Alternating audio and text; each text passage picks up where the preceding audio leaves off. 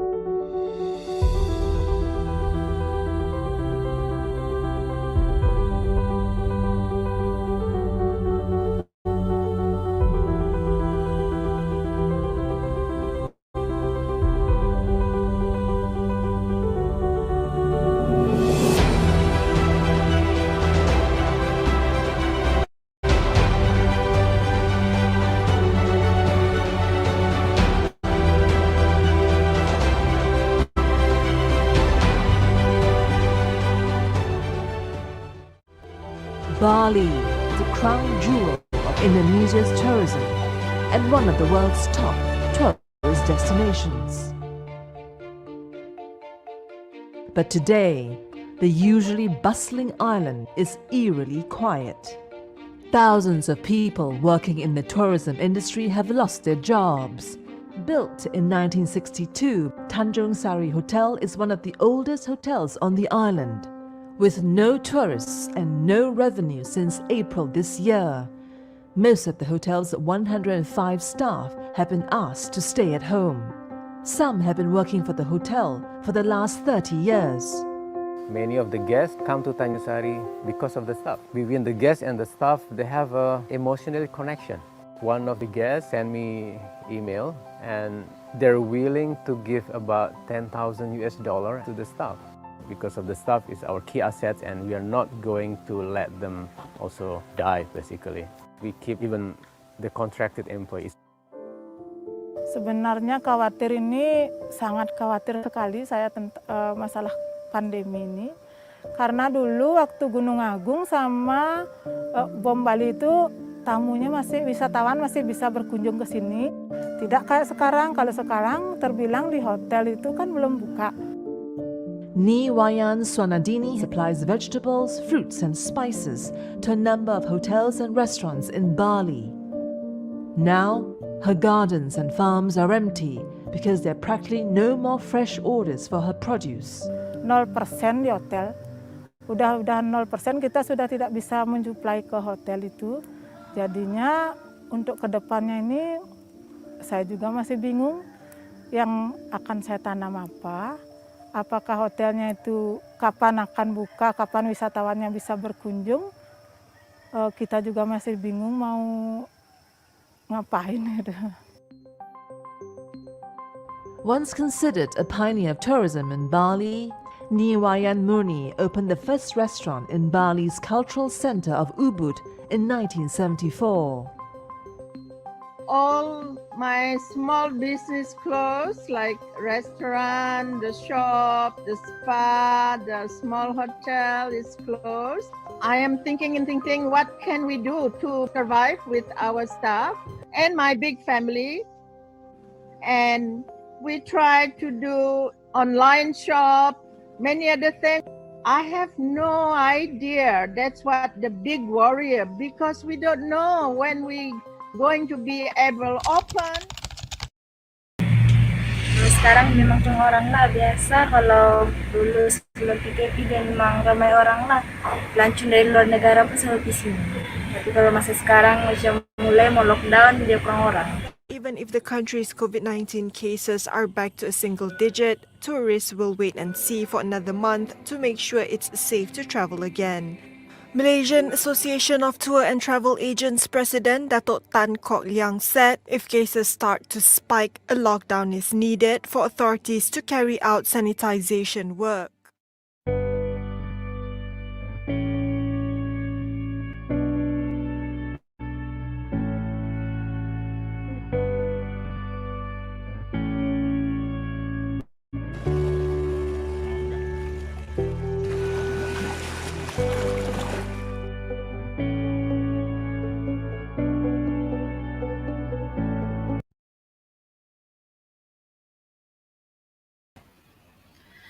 Bismillahirrahmanirrahim. Assalamualaikum warahmatullahi wabarakatuh.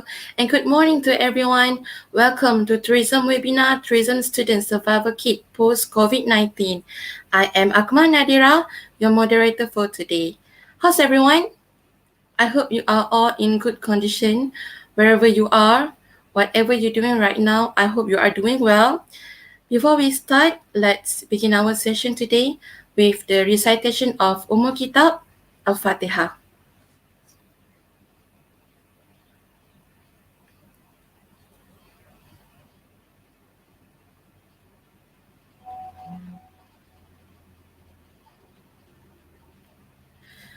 Amin Ya Rabbal Alamin. For your information, today's webinar is a collaboration between IIUM and UniKL Business School.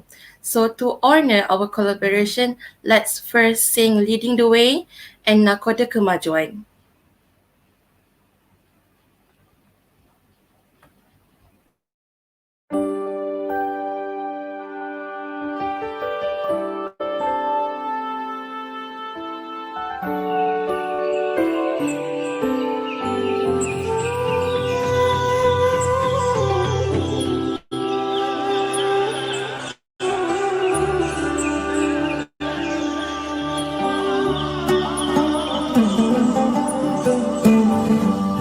Lead the way, lighten the future, share the wisdom to the spirit of Islam. Revelation and reason, we shall excel, we shall prevail.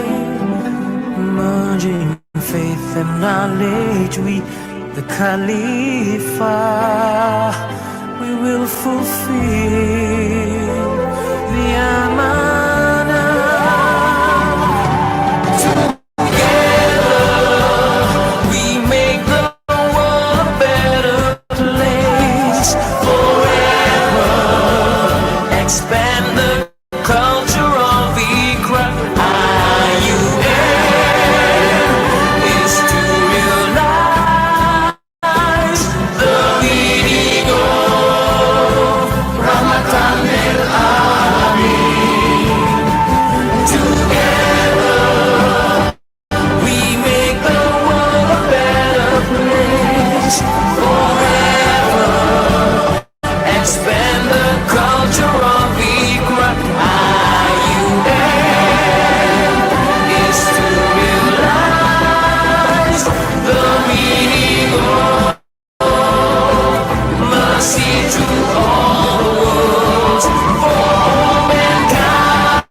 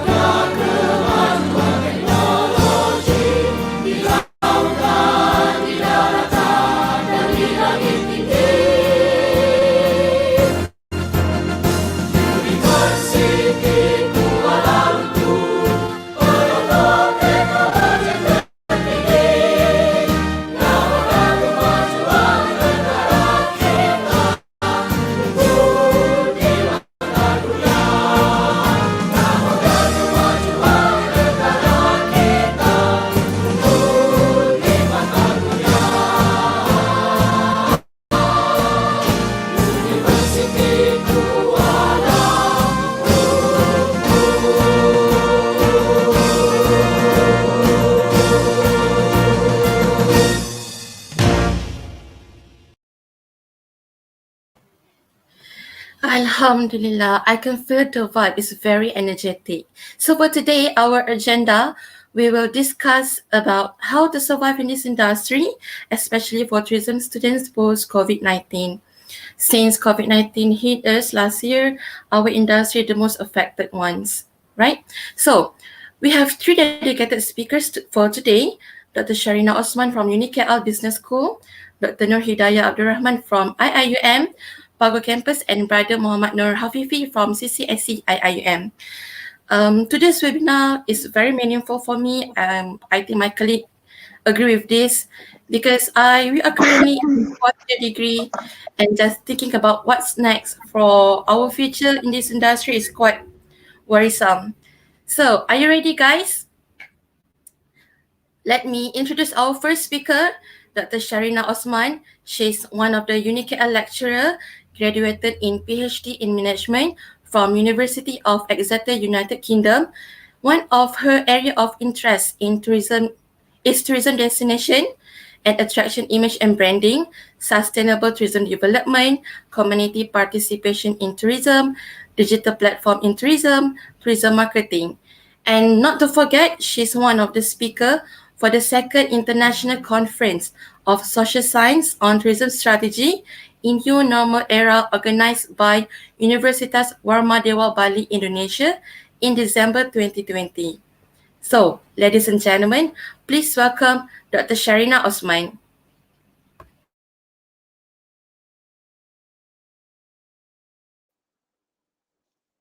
Assalamualaikum. Thank you very much. Can you hear me? Yes? Yes, Doctor. All right, very clear. Okay. So I think I will share my slide here. Hold on, yeah. Give me a second.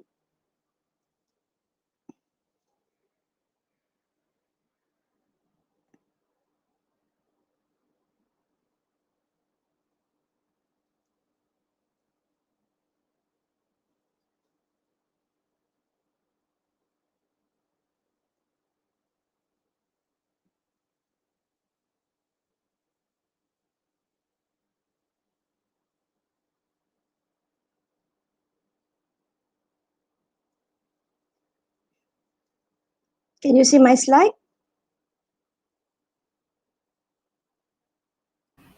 Not yet, Doctor. Oh, not yet? Yes. Oh, I have already actually have it on my screen now.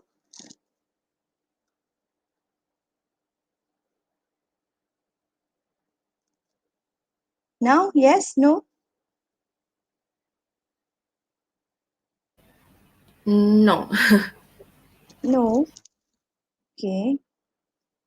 Oh, that's strange.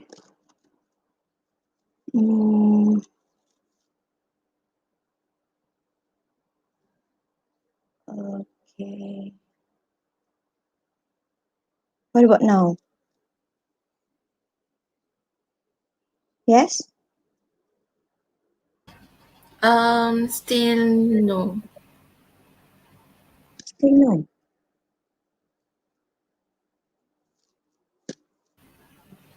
Maybe you can click the button share. Hold on, yes.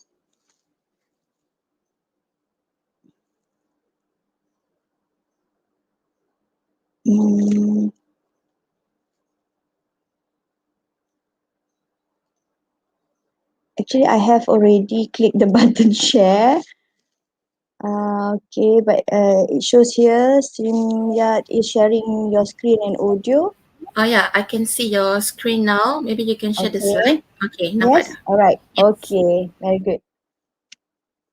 Okay, so once again, Assalamualaikum warahmatullahi wabarakatuh, and thank you, Madam Chairman or Moderator for today's tourism webinar.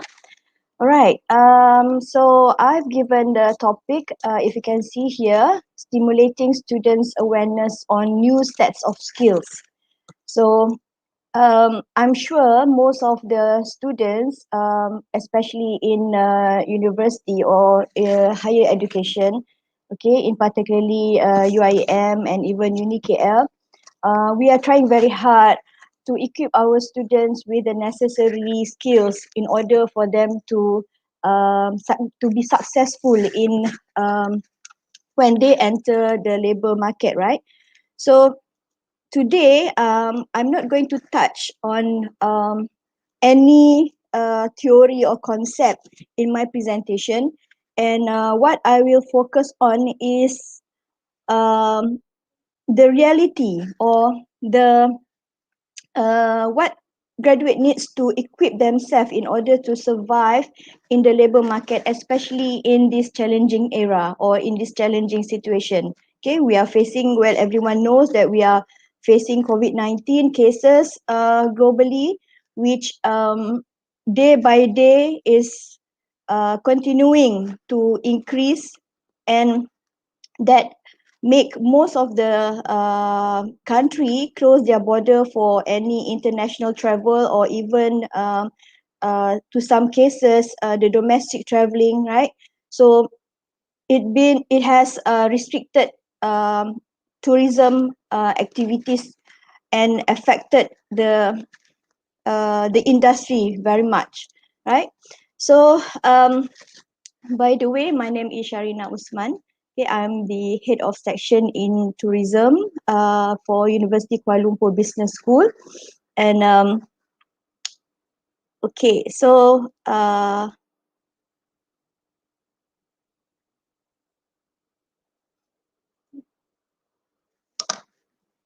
slide's not moving. Okay. All right. So this morning I'll be talking about two area actually, right? A quick snapshot on the current scenario of the industry, and secondly is the competency in tourism sectors that I think is important for graduates to be aware of, right? Okay, so before that, let's take a look at what is actually happened in the industry itself, right? The death of tourism. Sounds scary, right? Well, if you are aware that at the moment we are actually fear of the infestation of coronavirus, right? Everywhere people are talking about this, and we can see that most of the country close their borders, especially to tourism activities, right? Attractions, you cannot go or travel or fly to Korea, right? To Japan, to Turkey, or even to the European country as you normally do. And this has forced travelers to stay home, right? We have to stay home. Okay. And of course, when we face any problem, I mean, globally, right? Most affected industry is tourism and its ecology. So when I say ecology, it's also affected any activities or economic activities related to the traveling itself. For example, the accommodation, the restaurants, right? The activities, events. So it's ecology, right? Okay. So many people or many activities, okay, people now travel for, okay, will occur at home, right? For instance, I give here in the this is actually example of the Western people. Okay, they normally gamble on board of ship, for example, right? On board of ship. So but now because of the pandemic, so they do gamble, but they gamble online, right? And they shop for luxury goods on Amazon, for example, okay, on shopping, e-shopping on platform, okay, and visit Taj Mahal or Buckingham Palace through virtual reality platform, right? From the comfort of their living room. So this is what happened now, right? People uh, try to find alternative uh, from physical movement to something that they can do from the comfort of their own house, right? Okay. And the average people, okay, the most of the population will experience new places, right? If you can see, most of the companies now started to introduce virtual reality, or virtual reality where people can actually travel, right? Travel virtually, can visit different places virtually, or they just go holiday closer to their home, right? For example, just maybe a few half an hour travel, uh, a staycation in a hotel, right? And meanwhile, for the rich, of course, they can afford to pay more, so they can actually travel domestically, but confined to a very selective and a very exclusive locations, right? So that they do not have to be in crowded places where this is actually not permitted at the moment, right? Okay, so looking at the scenario, right, with the movement restriction, you can see here, this is airport in Heathrow Airport, right, in London, right? You can there's no people at all, right? So the question now, is this the end of tourism, right? Is this the end of tourism? Well, just to have a quick I just a quick what do you call it, chat about the concern about the death of tourism. It actually reflected in the intake of student enrolling in tourism courses, right? For the past, since last year, um, most of the university face difficulty in um, getting students to enroll into tourism courses. So why is this happen? Why are the students actually scared to uh, study in a tourism program, right? So yes, is this the end of the tourism, right? So will tourism business in Malaysia, in our own context, collapse, right? Okay, from my observation, right? This is from my observation. Okay, if you were to answer this question, will tourism will tourism business in Malaysia collapse? You have to relate this question with another question, which is, do we still can afford to travel? Okay, as you can see, people lost job, right? Most of people have to face a pay cut from a normal salary, right? And of course, there is a need for people to save, right, for future use. So travel is not to some people affordable anymore, right? So this is a concern. All right, another one is, what motivate people to travel? Okay, the purpose of travel. Before COVID-19, we can see that traveling is like a lifestyle. Traveling is like something that um, you do not have to decide, or you do not have to um, make a very what do you call it, comprehensive planning in order for you to travel. So people like travel every day. So now, after the COVID-19, right, so do you think that people will do that? Okay, uh, make a quick decision. Okay, when you wake up in the morning and you just like, oh, I feel like going to somewhere. So what motivate people to travel after this pandemic over, right? And what do I concern most when traveling, right? So there is a concern now, right? Whether to travel with within a big group, or in a small group, or within my friends that I know, or I don't care, I still can travel with other people or strangers, right? So the concern, okay, where would I go, right? Which places, what kind of places? So these are the concern. So within this concern, right, so that will of course affect whether the tourism business in Malaysia will go on or otherwise. Okay, the new tourism landscape. Okay. Even though we have this kind of concern, right, for me, right, the tourism will have a new landscape, right? Because travel nowadays is actually a need and is part of our lifestyle. It's no longer a privilege. Yes, before this is a privilege where only the rich people can travel, but not now, right? It's no longer uh, traveling only for the rich, but everyone can actually travel. Everyone can fly, okay? Because we have all these low cost airlines, right? We have this budget hotel. We have many what do you call it? Cost saving offering that people can actually enjoy, right? So travel is actually a need and part of our life now. Okay, and then we will see changes in travelers profile, right? Probably after this people will not travel in big group.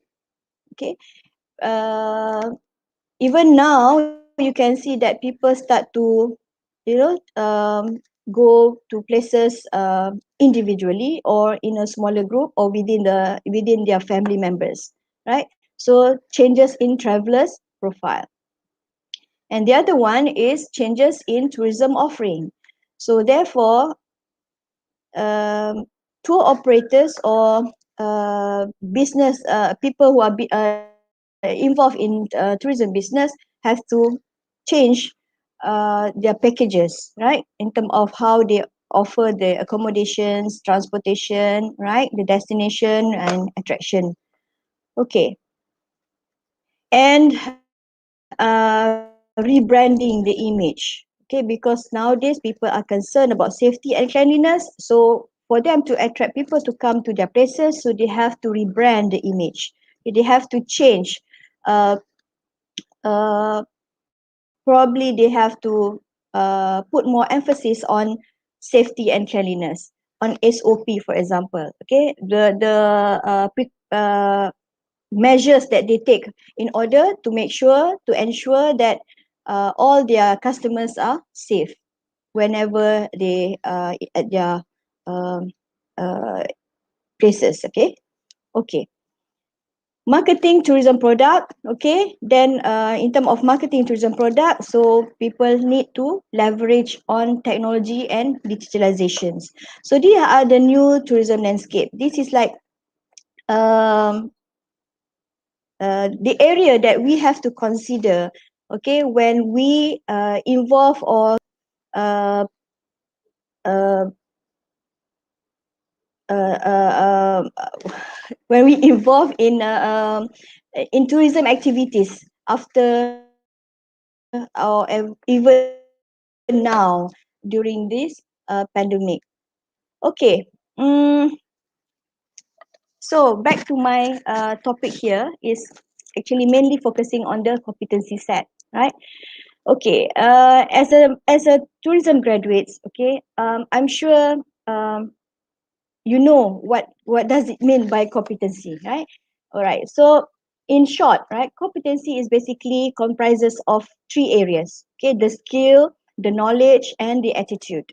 Okay, so skill, what is knowledge, what is attitude, I will later go deeper, right? So however, these three components is actually important, right? It's very important for you in order for you to survive in the tourism sector. Okay, so one, knowledge. Okay, knowledge.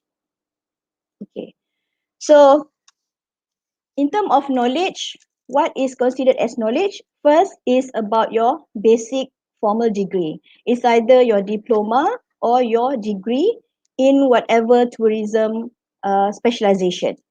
Okay, and then you have your professional certificate. Okay, this is actually additional. It's good, is but it is important for you to have in order for you to be different from other graduates. Okay, for example, in UniKL Business School, we are offering Bachelor in Tourism Planning and Development. So for the name itself, you can see that our focus will be on planning and development. So we are not dealing with tourism management or even tourism hospitality.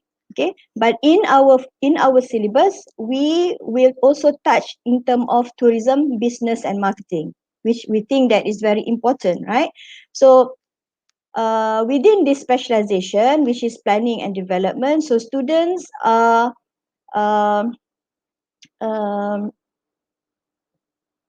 being taught, okay, in at the strategic level of tourism, which is the planning side, and of course the development of tourism industry itself, right? So by having this degree, right? Okay, in order for them to have a better or different from other graduates, okay, they can actually opt to have a professional certificate. For example, the green badge, okay, the green badge, or even what is that? The apa ya? A tourist guiding badge. Okay. I think there's so many colors attached to this tour guiding badge, right? So green badge is mainly for the guide in like for example Taman Negara or whatnot, right? So this is what I meant by knowledge. So you have to have your basic normal degree and a professional certificate to top up your degree. Okay, regardless of whatever program that you are taking right now, so you can actually take additional professional certificate. Okay, and in terms of knowledge, beside having this paper certification, I should call it. So you also must always make yourself aware of the current policies in the industry. Okay, policies, regulations, the governance.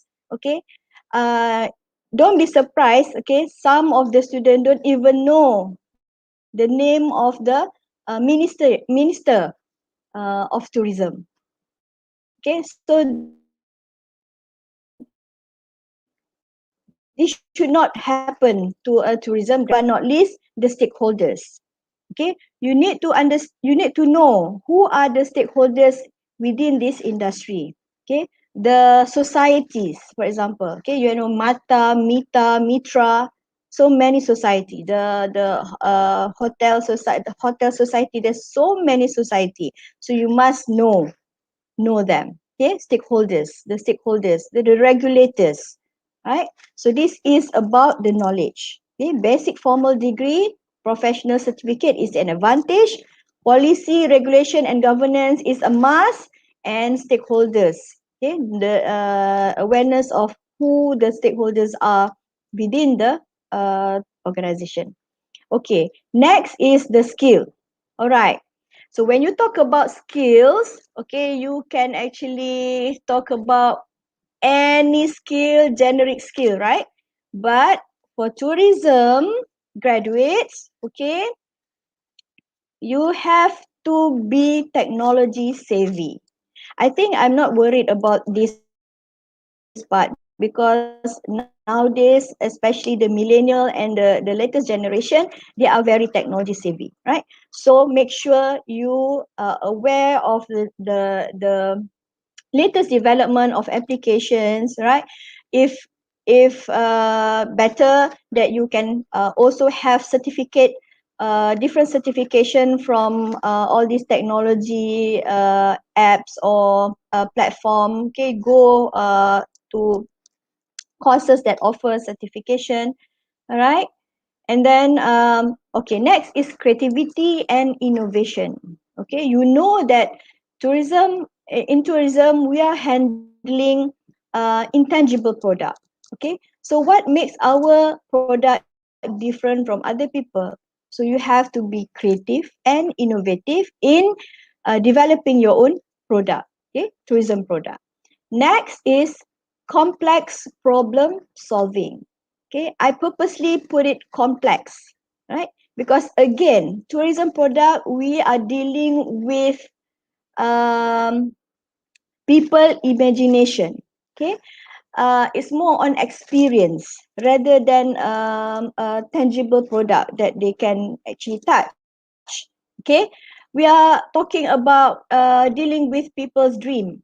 So fulfilling their expectation is very much difficult than selling something that is tangible. Okay, for example, if you sell clothes and there is a minor damage to the clothes, you can actually change, but not experience. So you will expect to face a complex problem, especially when you deal with your client later on, right? So you have to equip yourself with complex problem solving technique, right? So how to deal with problem. Okay, next is connective flexibility.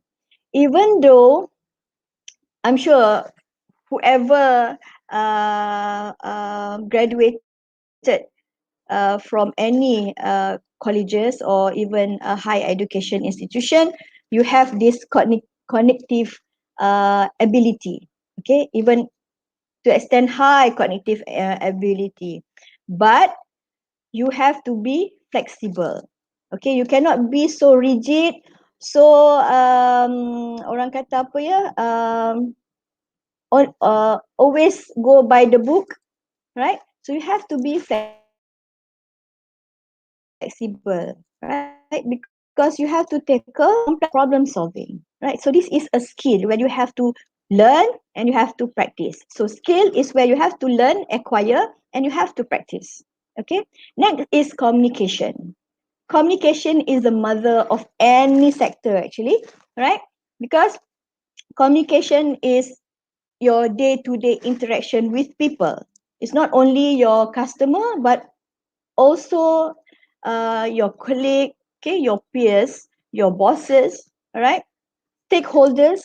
So communication, if you talk about communication, it's also include like presentation skill, your speaking skills, negotiation, right? That is communication. How can you communicate with people effectively?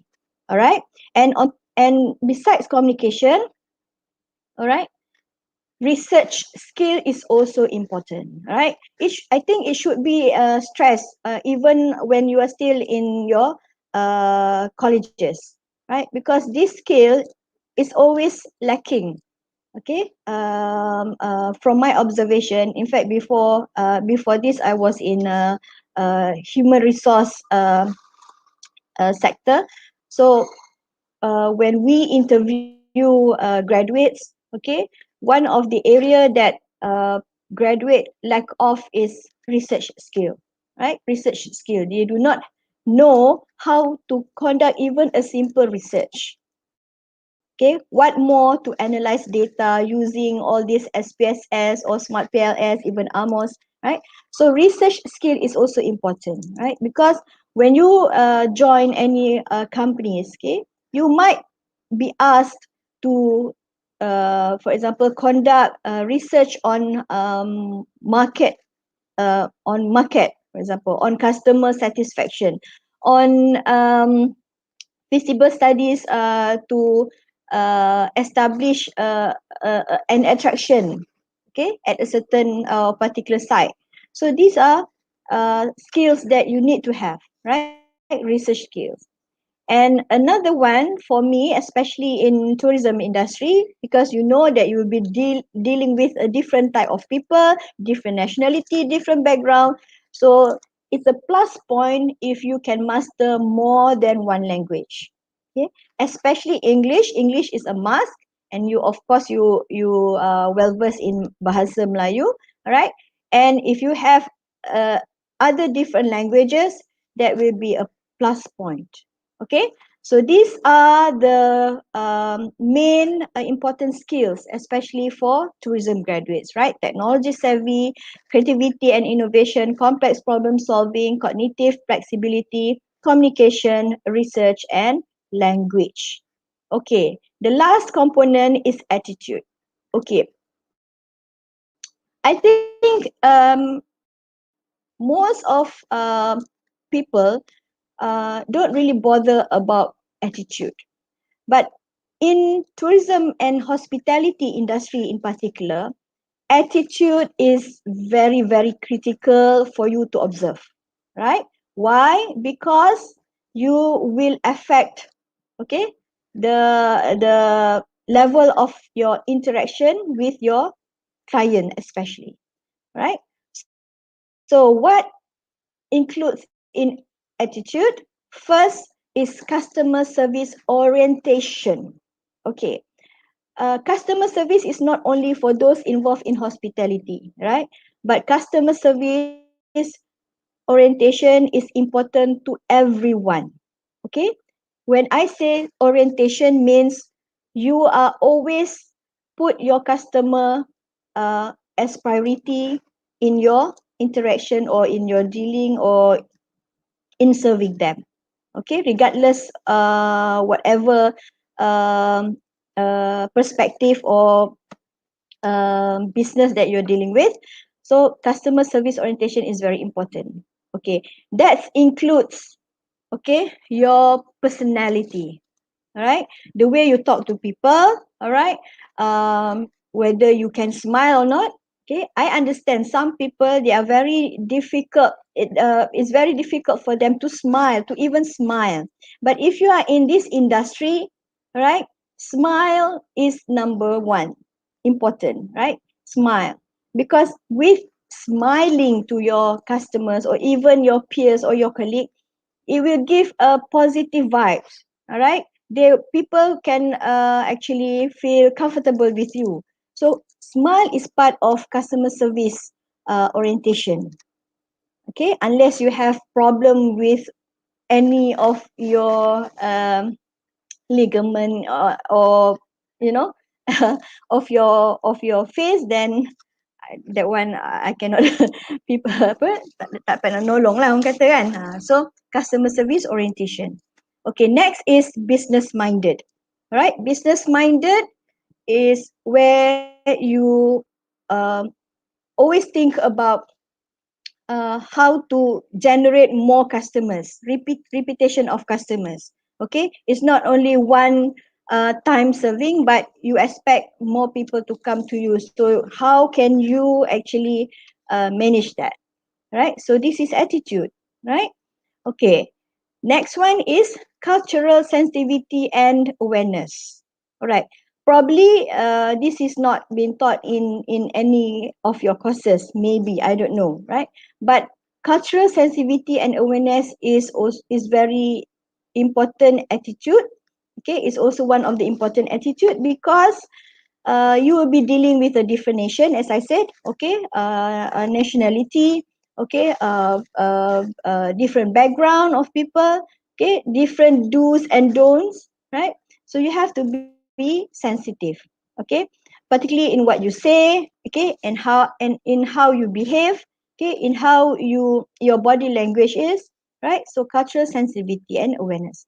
Okay, next is teamwork.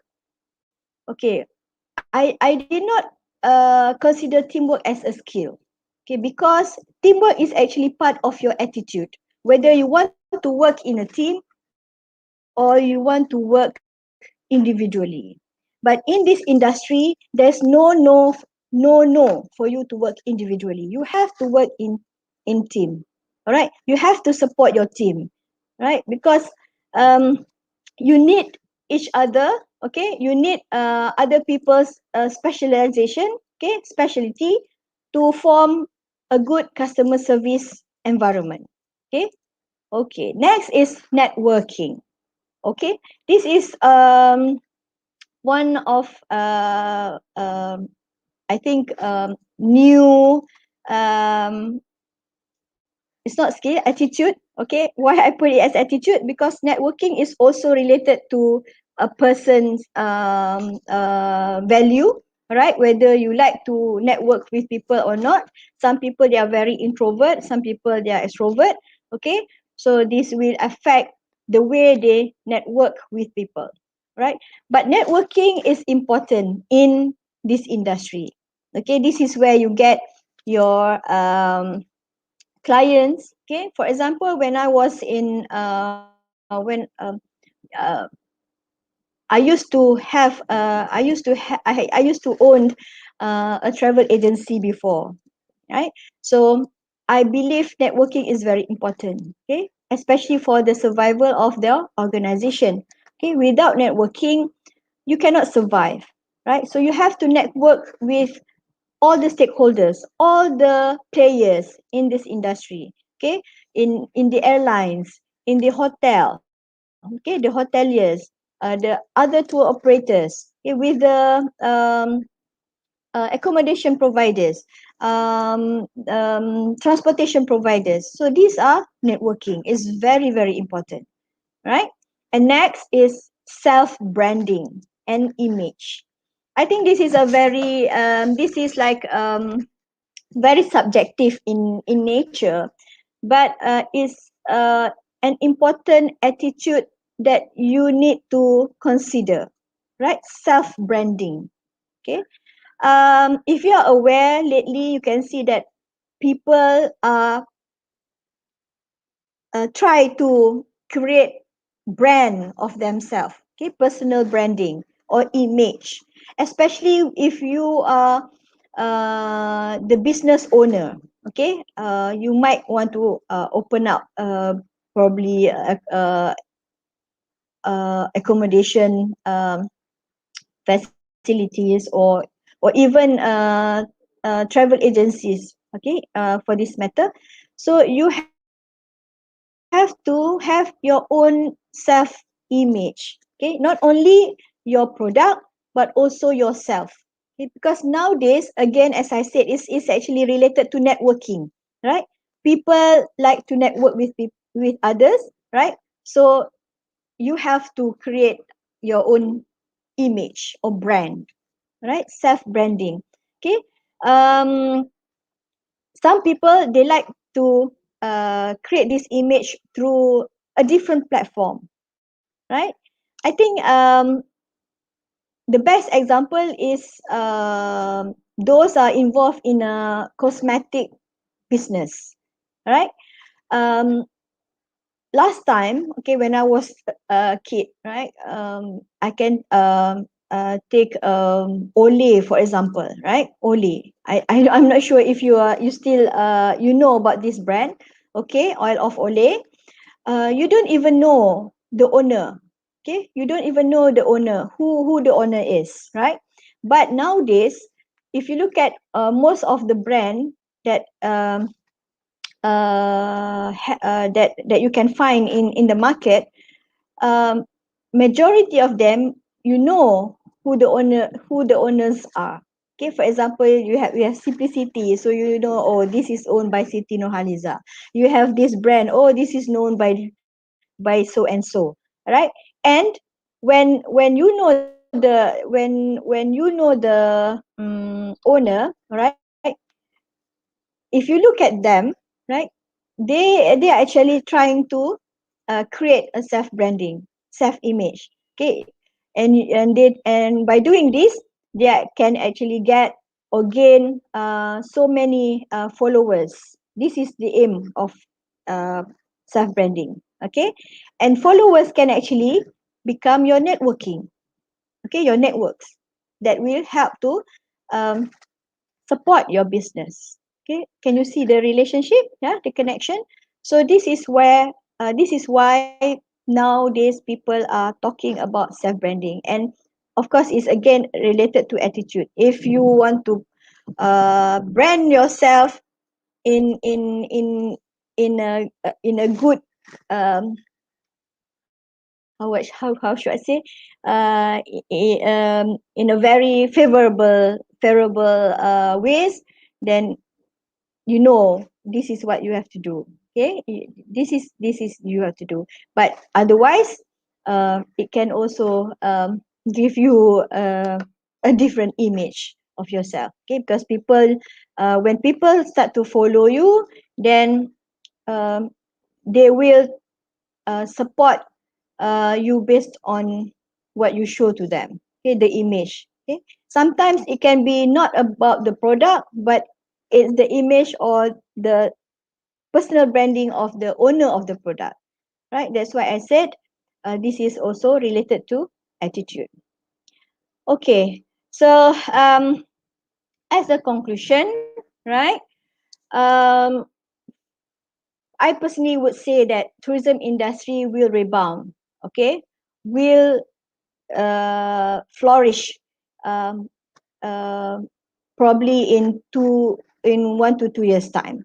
Okay, when most of the population, the world population, get this vaccination, so people are more comfortable or feel secure to travel. So the industry will be the first to rebound. Okay, well, tourism will be the first to collapse, but it will also be the first to rebound. Okay, I believe in this because even in Malaysia, when the movement restriction has been lifted, for a while, I think somewhere in December and January, you could see that people started to travel. Okay, especially during the weekends, it's very you can hardly find empty rooms. Okay, for most of the destination. So see, people are actually waiting, okay, to go and travel. And then meantime, for the at the moment, okay, you have to build your self competencies. Okay, you have to build your knowledge, your skills, and your the right attitude. Okay, for you to face the new landscape of the industry. So you have to be aware of what is happening around you. All right, and don't afraid to enroll into tourism program. Okay, because this is the time for you to learn. This is the time for you to build yourself. So by the time the industry rebound, okay, the industry revive, okay, they will need you. Okay, they will need people who have all these right competencies. Okay, the three elements. So this is a time for you to get prepared. Okay, equip yourself with whatever that can make you different. Okay, because by the end of the day, right, you have to think and act differently. Okay, based on the changes in the landscape, based on the changes in the tourist preference. Okay, so and by doing that, you have to create your personal branding, right? You create your image. Okay, I am a graduate with bachelor in tourism planning and development. I also have this uh, professional certificate. Okay, and I have this set of skills. I know how to do research. I have published papers, right? And I am fluent in 4 languages, right? So this is what you have to do now. Okay, prepare yourself with new sets of skills. Okay, in order for you to uh, success in this industry in the future. Okay, with all these changes in the tourism landscape. I think that's about it. Thank you so much from me. All right, you can, if you have any question or you want to know more about our programs, you can contact me. My email sharina@unikl.edu.my, and this is also this is my Instagram, or you can also connect with me through my Facebook. All right, or even just contact or follow our IG tourism, UBISTOURISM. Okay, and good luck for your future undertakings in tourism industry. Thank you.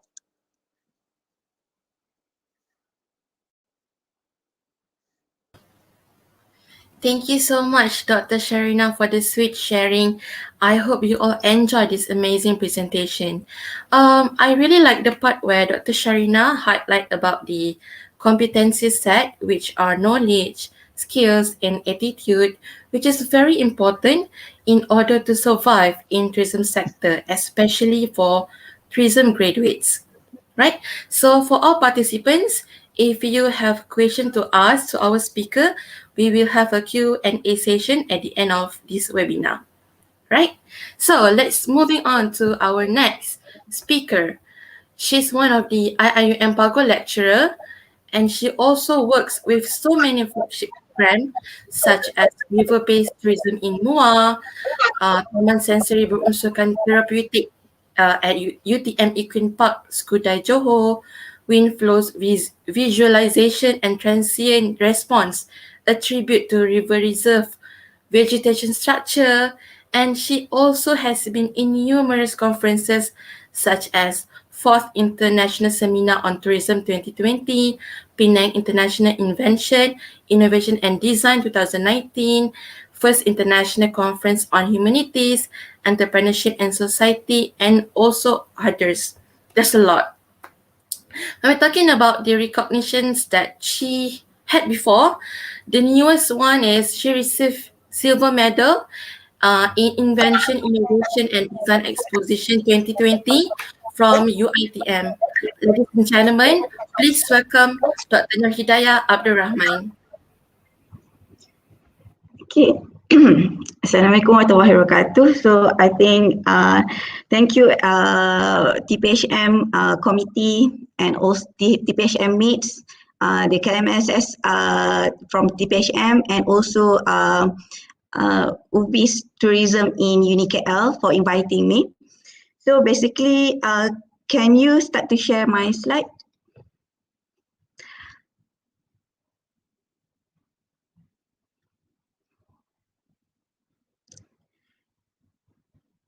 Okay, so I think basically we will talking about the tourism student survival kit. I think most of the extra points have been discussed by Dr. Sharina itself. So for me, I will just continue a few bit, but I think I can add more in terms of especially for tourism planning students on how they can go to another sectors in terms of development skills and also a few sectors that they can go. Okay, so next slide. Okay, I think for tourism students, actually I have been asked by most of the travel agencies or other industry sectors, tourism sectors who discuss about what is actually the future for the students, our students, okay, tourism students, especially because of this COVID-19. For me, I say to them that believe me that they will, as Dr. Sharina said, it will be rebound. Okay, it's just a matter of time. You know, like previously, when the MCO have been lifted, there are a lot of people who actually go for traveling. But actually, this is you know the gap between you know after the MCO and also the after this for the rebound activities. We need to rethink again in terms of the overall structure of tourism industry and also how actually we want to prepare ourselves after actually the travel is actually can flourish like before. So for me, it's time for us, okay, it's time for the industry is actually now they need to rethink again in terms of what kind of sectors that they want to promote. But for you guys, okay, the students itself, how you want to prepare yourself, your own skills, your own personality, and also what are the prospects for you to go further for your future jobs. Okay, so for me, I think I want you to focus on the 5 main keys from you guys itself, okay, to survive in the tourism industry. First, in terms of your interest. Okay, I know that now you don't have like because actually tourism have a lot of different kind of products. Okay, you need to know your main interest, whether you are whether you are actually want to do for ecotourism or any other products event. So find your interest in different tourism area. So for the 4 years, 3 years, you while you are actually in this program, so please build your own interest. Okay. Then creativity and innovations. I think Dr. Sharina has said about that, but I will expand in terms of what kind of creativity and what kind of innovations that you need to put in yourself. Okay, always improve the skills and critical thinking. Okay, leadership in terms of you need to possess a good leadership skills, good personality, and also you need to improve your soft skills. Okay, entrepreneurship. Instead of job seeker to job creator, I will explain after this. Okay, and then you need to know about the overall future trend and also the demand. Okay, because you need to understand, in terms of the what kind of tourism destinations and attractions, and also what kind of what we call as a typology of or profiling the tourists in the post COVID-19. Okay, so next. Okay, so the first one is actually find your interest in the different tourism area. Your interest, your own interest. I know for the past 3 years or 4 years, or right now you are actually still in your first year or second year in your tourism educations. So I know that you are still finding yourself. Okay, or whether you are actually want to go to other, management or marketing, because tourism is very broad. Okay, there are tourism management, there are tourism marketing, there are actually tourism planning.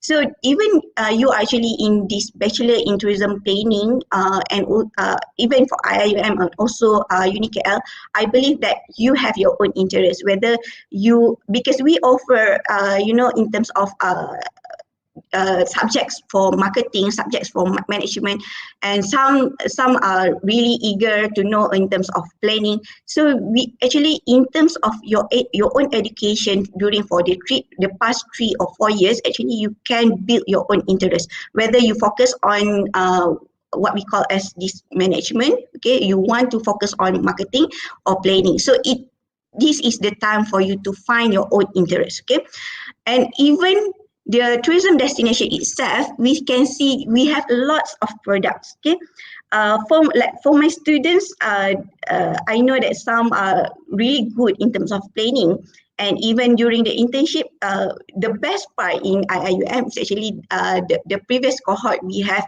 two different two internship. Okay, the short terms and also the long term for internship. So basically, the students have grabbed this kind of opportunity where the students can actually go to another sectors. Okay, first they can go for the management sectors, and then some go to for the next internship. They want to experience for planning sectors. So basically, in terms of this opportunity, you can see you can build your own interest. Whether you are go for like travel agency or management or management or marketing parts, and some can see actually you are eager to know, or you will learn more in terms of planning.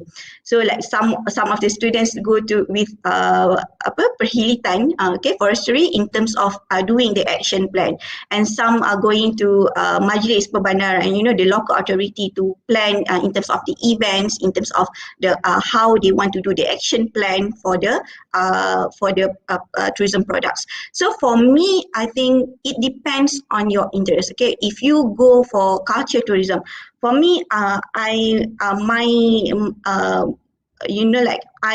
eager to know in terms of culture and heritage, because my PhD is much more on culture and heritage. So there are a lot of prospects. Okay, you can join ICOMOS. In terms of culture tourism or heritage tourism. Within the tourism planning, you have a different kind of process and procedures, and also there are various aspects in terms of the first planning until you can do a consultation for risk management. So for culture and heritage, you can go for ICOMOS. In Malaysia, we have ICOMOS Malaysia, and also we have ICOMOS. We also have young leadership program for ICOMOS. Okay, for people who actually like 35 below age of 35. So you can join a lot of programs. So you can build your own expertise after this in terms of whether you want to go for consultations, build a consultation for risk management or developing a culture and heritage or any different kind of tourism planning. So we have equipped you in terms of our workshop, okay, because that is how you build your own skills. Because at the end of the workshop, I know that might be some of the students never have been experienced because in IIUM, the students need to go to the sites, and then also they need to build do the recommendation, and sometimes we invite our local authorities to to review their products, okay, and then that is how they pitch their pitching skills, okay, because they want to sell their products to the idea and the products to the local authorities. And even it's not just about local authorities, and we also invite some tourism companies, okay, other related companies who actually focus on tourism development. So it depends on you, okay. For the 4 years, 3 years, please build your own interest in terms of ecotourism, culture tourism, island tourism. We have a lot of products. So it depends on you on how you want to build your own expertise or build your own interest for your future plan, okay. So next slide. Okay, in terms of creativity and innovative, okay, for us, for the students, for our students in IIUM, we always engage the students to be creative and innovative in terms of developing the tourism products. Okay, when talking about tourism industry, our mindset is actually we just want to go and then do the travel agencies and etc. sell our products, but you never see in terms of the process on how we build the products. Okay, that is your skills in terms of development of the product.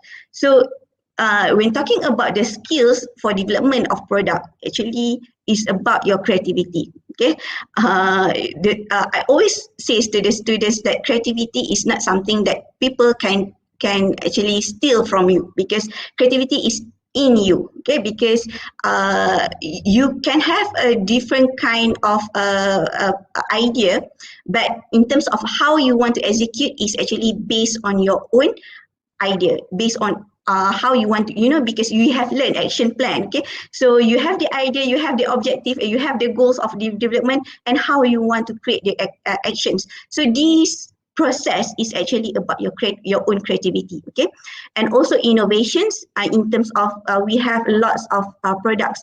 In terms of innovation, we can see a lot of digital marketing or social media.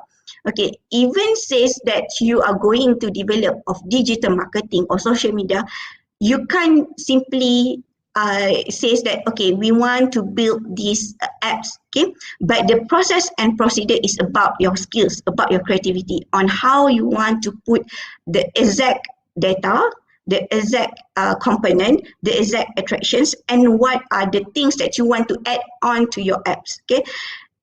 So the process and the procedure is about your creativity, okay. It's something that no one can steal from you, okay. It depends on your own self, okay. So please build your own creativity, please build your own skills, okay, during these 3-4 years. It's not just about your degree, okay. You can't stop until your undergraduate studies. After your undergraduate studies, please feel free, okay. There are a lot of platform, okay, like Facebook, like Instagram. They always post a lot of workshop in terms of digital marketing. So you can build your own skills even after your undergraduate studies, okay. And then augmented reality and also virtual reality. For me, like in MOAR itself, I'm actually dealing with different kind of stakeholders, and even I'm dealing with one company, okay, travel company. Okay, talking about travel company, it's not just about the products right now. Okay, they are now go forward in terms of product planning and also innovations. So for now, we are actually discussing in terms of how we want to include augmented reality and virtual reality in terms of enhancing the tourist experience. Yes, I believe that tourism experience is still, we want to have the, one or physical experience, but this is like the additional part of the experience. But in terms of AR and VR, we need to look at the context of the tourism products. So I want to make sure, and also to show you that augmented reality and virtual reality is not just simply you can do in terms of every products. Okay, there are certain products that are good in terms of implementing this augmented reality and virtual reality, but you need to know what are the exact product that you want to implement that. Okay, artificial intelligence, AI. So like for me, like the travel company want to have this AI robot in terms of developing the AI robot. So we have discussed a lot of in the development in terms of planning and who actually will do this. So for creativity innovations, the prospect for the next future is about the big data, okay, from this cluster. So basically big data, I know that you're talking about, okay, tourism. So we are tourism students, we just bring the customer, we just do the package, we just sell the package, that's all. But as I say, the tourism is very broad. So if you love in terms of C++, you would love to do gamifications. Gamification is something that I'm interested to, and also discussing in terms of gamification in tourism. So there are lots of things, okay? It's just for you to develop your skills, discuss, when talking about tourism, it's not just about you as one own field. Okay, you need to discuss with other field. Okay, if you love in terms of big data, okay, why we need to have when we go to what we call AirAsia, why they built a kiosk for for check-in, etc. So this is because the innovation in the big data, okay, the data that we received, and then how we want to improve that. So data is not just a data, but what are the innovation that we need to do for the data itself. Okay, that's why we have lots of applications, we have lots of kiosks, okay, a simple kiosk, technology kiosk for in terms of maps and mapping and directions. For me, I also ask the students, even in their own assignments, to develop their skills in terms of applications using the big data, using their data from their data collections. Okay, next. Okay, next slide. Okay, this is the example that innovation in tourism. So basically, for our students, during our tourism geography and tourism product planning, okay, basically in when we talking about planning, a part of that is about the interpretation trails. Okay, we have community mapping. We need to do community mapping, and then that is the process and procedures. We get the data from the community mapping, and how we want to be innovative. Okay, it's not just about the product. Okay, you come out the conclusion and recommendations, and what exactly the products that you want to pitch. Okay, the products that can actually gain our client interest. Okay, so it's similar to this travel agency that we are working with, because at the end, the travel agency or the client itself, they want to see the products. They don't want to see the data collection, the process, the community mapping, etc. But what are the products? So these are the things that you need to focus on, the innovations. So these are the skills that you need to develop right now. Okay, it's not, you can't delay. Okay, you need to have the development of your skills for the next futures. Okay, it's not when talking about innovation, creativity is not just about gender bias. Okay, some talking about, okay, for innovation application, usually the man, the boy is very much clever in terms of the development of apps. Okay, it's not just about that. The creativity is beyond gender. Okay, because usually for my students, the people who actually do the designing the applications, usually they give to the boys. Okay, but if you have this kind of perceptions, you don't build your own skills. Okay, so even you are actually a girl, so please develop your skills in terms of doing the the C++, the innovations, the poster itself, the magazine that you want to show. So please try to explore, because at the end, during your internship, even during your internship, you will your boss or your company will request you to develop a poster. So the creativity part, you need to develop that. So after this, for future, we can see it's not just a big broad board, okay, for interpretation trails. So we have virtual tour. For my students, we can't do the tour executions, so we're going to do virtual tour, and I pitch for that project. Okay, so and also there are some company are very interested with that. So these are the things that you need to build your skills. Okay, during your assignment, it's not just assignment actually. Okay, assignment is actually how you want to develop the skills. So please make sure do the best during your assignments. Okay, so next slide. Okay, talking about that is previous slide is much more on tourism itself. Okay, we're talking about the interpretation trail. If you going to do culture and heritage, so how you want to build, how you want to make a good digital heritage interpretation trail, and then people can go to all the destinations that have been included in your heritage interpretation trails. That is in terms of tourism. So we have a lot of things. Previously, can you go back to the previous slides? Okay, I want to emphasize in terms of digital heritage management. Okay, I want to emphasize in terms of we talking about how we want to maintain a building to be a part of a tourism products. Okay.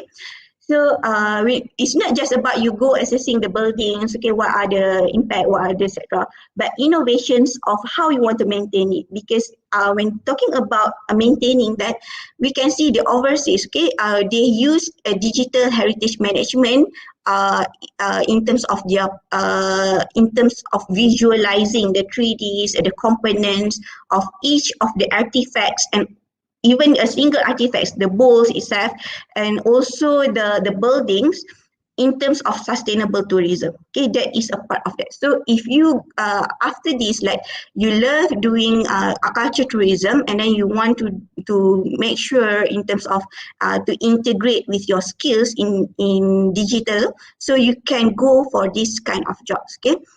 And it's not just about like you can go like for curator, okay, museum itself, or all these artifacts that are going for future plan for tourism. So these are the additional input or skills that you can build yourself, and then you can work with them. Okay, so next.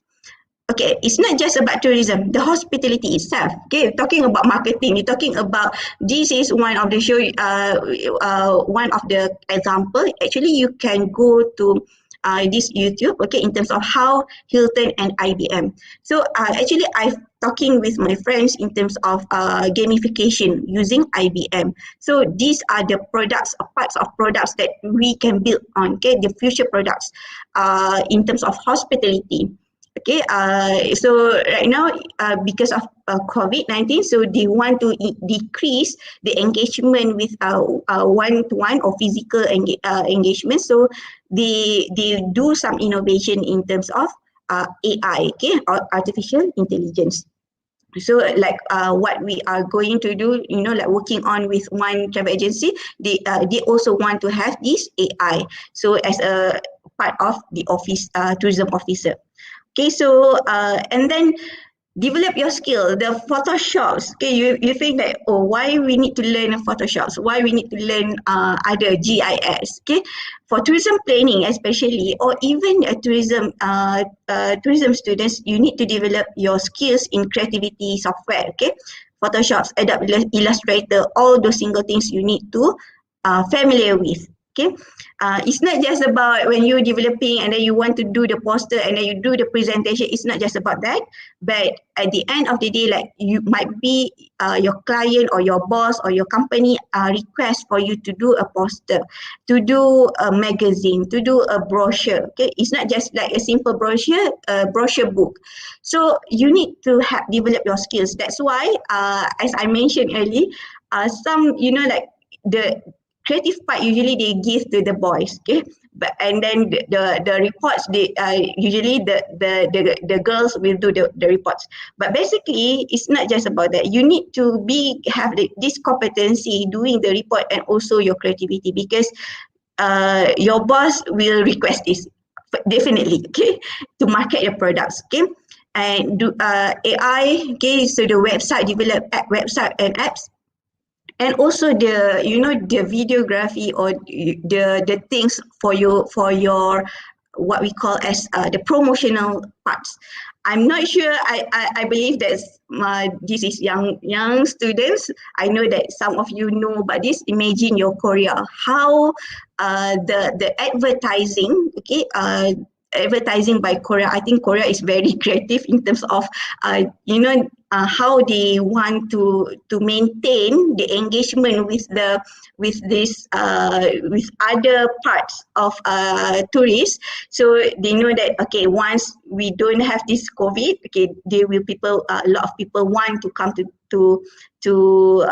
Korea. So we have this 4 P's, can we talking about the promotions. We're talking about promotions. The theory is about reminding. So they develop an image for each destinations. They build this video and then create with a good music, and then that when you see that, okay, after this we want to go to Busan, after this we want to go to Seoul, and then after this we want to go to Incheon. So the skills, we're talking about your skills is not just about developing the products, how you want to make the the promotion part, the remind the persuasive parts of people who want to go to your destination. For my students, I also engage with one of my friends in multimedia university in terms of advertising, okay, cinematic arts. So this is the skills that they need to build on. Okay, so next. Okay, leadership. I think for leadership, for the 3 years actually is about you going doing your work as a team. So please make sure when you're doing the teamwork, the leader should be a different kind of person, okay? Because you need to build your good leaderships, because after this, when your future work, you need to work with a lot of stakeholders, okay? So you need to develop your skills. We're talking about, I think in tourism, about the stakeholders, okay? Sometimes you need to deal with local authorities, and sometimes you need to deal with different groups of community, okay, local community, and also a different group of NGOs for tourism. So you need to build your good leadership, because good leadership, you can change and shape the landscape of tourism industry. And good personality, positive, always want to learn and improve your own self, okay? Be punctual and independent. I believe Dr. Sharina have talking about this, okay? The soft skill, the communication and also the important part is handling the emotions, because you will meet a lot of stakeholders. You will meet a lot of people, okay? Outside there are a lot of things, okay? And sometimes people will will help you, and sometimes they don't want to help you. So this is the things for right now. You need to build your own good in terms of your soft skills, okay, leaderships, your personality. Okay, next. In terms of entrepreneurship, I think this is the things that we actually encourage the students in terms of entrepreneurship. Okay, we want them to be, that instead of job seeker to job creator. even in our studio, okay, we have a planning part, okay, whereby the students will go to the planning process, and at the end of that, they need to exhibit their products to pitch the idea, to tell their idea to the local authority or might be the NGO. Previously, we call Perbadanan Taman Negara Johor to to explain what are the idea, okay, because based on their problems, they want to create this kind of products. So when you're creating the products, and then you will inject some of the entrepreneurship things, okay. So like some of you have developed a products like minyak tu kan, in terms of from the mangrove, they make a massage oil, they make the this is part of the innovation, because previously we're talking about innovation of the products, but innovation is not just about innovations, okay. How you want to sell your product, this is the injections of the entrepreneurship part, okay. How you want to sell the idea, how you want to sell the products.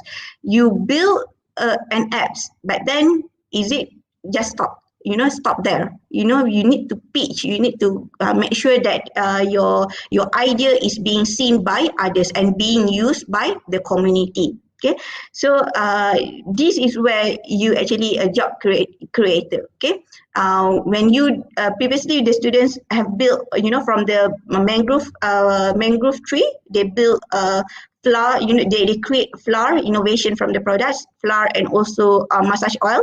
So the flour, they will create a cookies. So from this part, okay, you actually create more jobs to the local community. So you can involve with SME. Okay, so we need a government to support the financing and also the business startup to help, especially the youth who have a very good in terms of their innovation, a very good in terms of their business too, as a tourism products. Okay, it's talking about the trees and then become a cookie. So what is the relation with tourism? That can be a part of image of the destinations, and also a product, the main product of that destinations. So when people go to this place, then they know that okay, we need to taste these products, okay, cookies from mangrove. So this is the part that actually you need to build your skills in entrepreneurship. Okay, so you have the idea, but make sure that your idea can be sold and also the idea can be used by the community. Okay, next. Okay, I think this is my last slides. Okay, okay. So for the future trend and demand, right? You have for the your own interest. You are good. You love in terms of ecotourism. You love in terms of culture heritage. You love to do marketing. You love to do event management. And then you have good in terms of your skills, okay, creativity skills, your innovation skills, and then you have a good in terms of your entrepreneurships, your leaderships. But we also need to know about your landscape, okay, whether your skills actually can be useful to what kind of products. Okay, so you need to know about future trend and demand especially for post-COVID.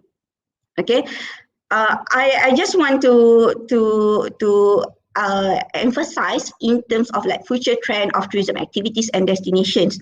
This is actually from my guru, okay, Prof. Amran Hamzah in planning. So snail tourism and versus revenge tourism, because we want to know our landscape, whether this kind of landscape is will be a snail tourism. It will take time to rebound, and some actually have are very good in terms of customers' arrival to certain destinations. So you need to know about your landscapes. Okay, so for me, we're talking about this snail tourism and revenge tourism. I want to highlight, like this is from the newspaper. Okay, it's stated here in 4 August 2020. There are 40 to 50% of occupancy hotel in Pulau Perhentian during the working days. Okay, 40 to 50% of occupancy rate. Okay, 70 to 80% during the weekend in Pulau Perhentian. Okay, the average occupancy for every day is 75%. This is actually for August, which means after the RMC, during the RMCO, after the MCO have been listed, so there are a lot of people who actually go to for a certain part of destinations. So this another newspaper in August 2020, it says that tourist arrivals in Terengganu, the arrivals is actually 165%. Okay, Kelantan 135%, Pahang 114%. So which means the domestic the domestic arrival itself can actually cope with this kind of lots of people who actually want to go for travels. So, and also the survey from this newspaper, it says that the island and also the beach tourism is actually the most people who actually favor this kind of destinations. So and also in terms of even talking about the landscape itself, the staycations, okay, the family togetherness, this is some kind of the types or the typology, or when you're talking about profiling the tourists after for post-COVID, this is the parts that actually you need to think at. Okay, so you need to know that what are the destinations, what kind of tourism products that can cope with this post-COVID-19. Okay, so that's why we can see like hotels which offer a lot of products in the hotel usually have the first choice with your customers. Okay, for ecotourism is actually a part can be boost. Okay, because we're talking about scenario tourism and revenge tourism. We can see in terms of profiling, mass tourism, and also individual mass, or actually like feed. Okay, free independent tourists. So basically, these for post-COVID, mass tourism is, I think, will take a lot of times. So after this, they will go within small groups. So you need to know about which products that will cater this kind of demands. Okay, so this will cover the types of tourists and their own motivation in terms of, especially in terms of how you want to create a better for the risk management for health in terms of the standard of SOP. Okay, and also the change of tourism consumption. So you need to know about the landscape, you need to know the right tourism products, then you can work with them. Okay, because you have built your own personality, creativity, your interest, then you just need to select the exact destination for post-COVID-19. Okay, so I think that's all. Thank you very much.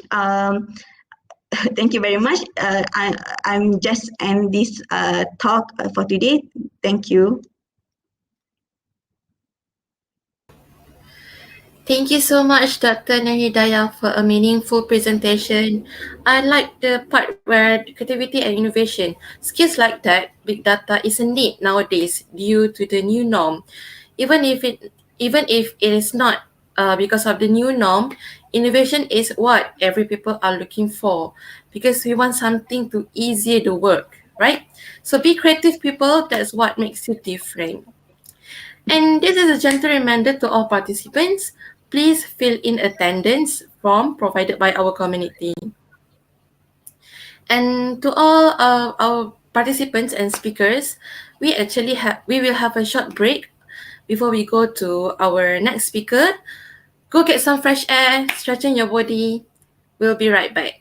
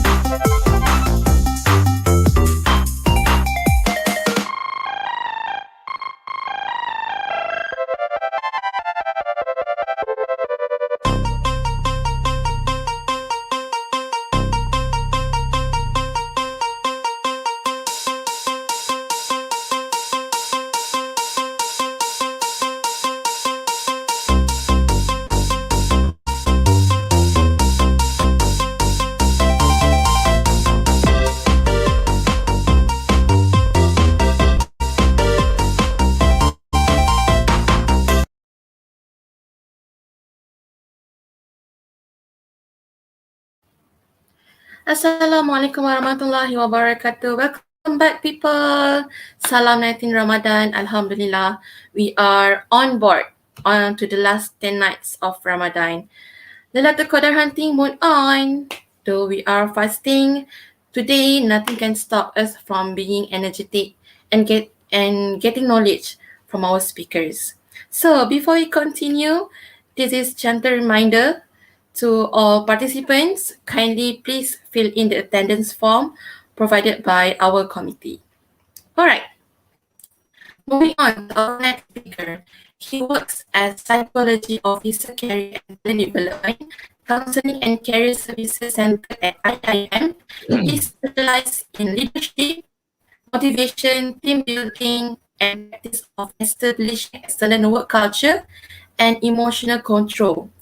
Among the courses which have been handled by our speaker are team building courses, motivational talk, stress management, leadership and management, basic counseling skill training, training of trainers, EQ enhancement courses, excellent work culture, stress management, and many more.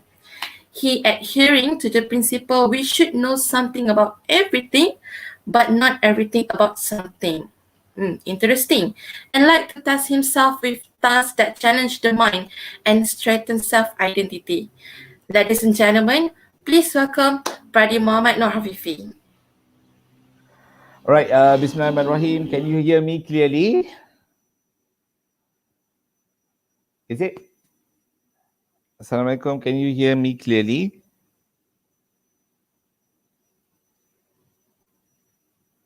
Yes, okay. All right. First of all, Alhamdulillah Rabbil Alamin wa salatu wassalamu ala ashrafil anbiya'i wal mursalin wa ala alihi wa sahbihi ajma'in. And I would like to thank TPHM, the Kuliah of Tourism and Hospitality, for inviting me for this webinar event. And thank you to all the organizers, KLMSS, KLM and so on. And then also UniKL as our collaborator for this program. And then I would like to thank our moderator for today. And then also my co-speakers, Dr. Sharina from UniKL and also Dr. Hidayah from IUM.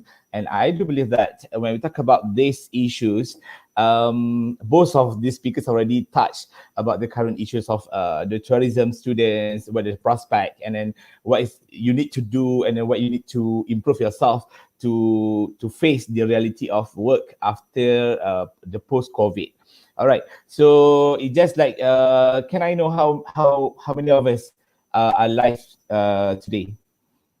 Right, because of this is some kind of StreamYard, so I can't really communicate with you guys because of when I do a talks, I really love to communicate. All right, but it's okay. I hope that all of you who are watching this event through Facebook and also through YouTube, you can enjoy the session and then you can get some things that perhaps you can use it as a very fruitful points for you to improve yourself to be better, inshallah. So, and I do believe even you are not in final year students, because of sometimes people are saying that, oh, we talk about careers, so I'm not a final year and final semester student, so why I need to listen to this kind of webinar? But for me, it's okay. If you are first year, second year, third year, or fourth year, it's good for you to get some ideas what is going on, and then you can plan your future. You can plan for your career journey. So sometimes because of as a career coach and career counselor for IUM, I always come students always saying that they are not prepared enough. They don't have clear information. They don't have a clear planning for their career after graduation. So that's the issue. And then I should thanks TPHM for organizing this kind of events for you guys to prepare yourself. All right, so can we go to my slide, because I have 30 minutes to share with all of you guys, and I have lots of things to share, and then I will go faster lah. I akan touch laju-laju sikit. All right, so I hope that you can really enjoy, and then perhaps all the points shared can be useful one for you. All right, so this is the thing. So my name is Muhammad Nur Hafifi, as a psychology officer, as a career coach, as a career counselor for IUM. Next. All right, life is about change. Sometimes it's painful, sometimes it's beautiful, but most of the time it's both. So talking about this, I'm trying to say that sometimes we feel that, oh, why I become the batch of COVID. I graduate in the batch of COVID, so I have difficulties to find a job, to be hired by the companies, to be hired by the industries. So you put the blame, but sometimes it's all about changes. And I do believe that Dr. Sharina and also Dr. Hidayah just mentioned just now. So sometimes we need to, instead of we become a job seeker, so we can become a job creator. So we need to be entrepreneur. We need to improve our skills. We need to prepare ourselves to face the reality. So the things that happened, it's actually is challenges for us. All right. So next.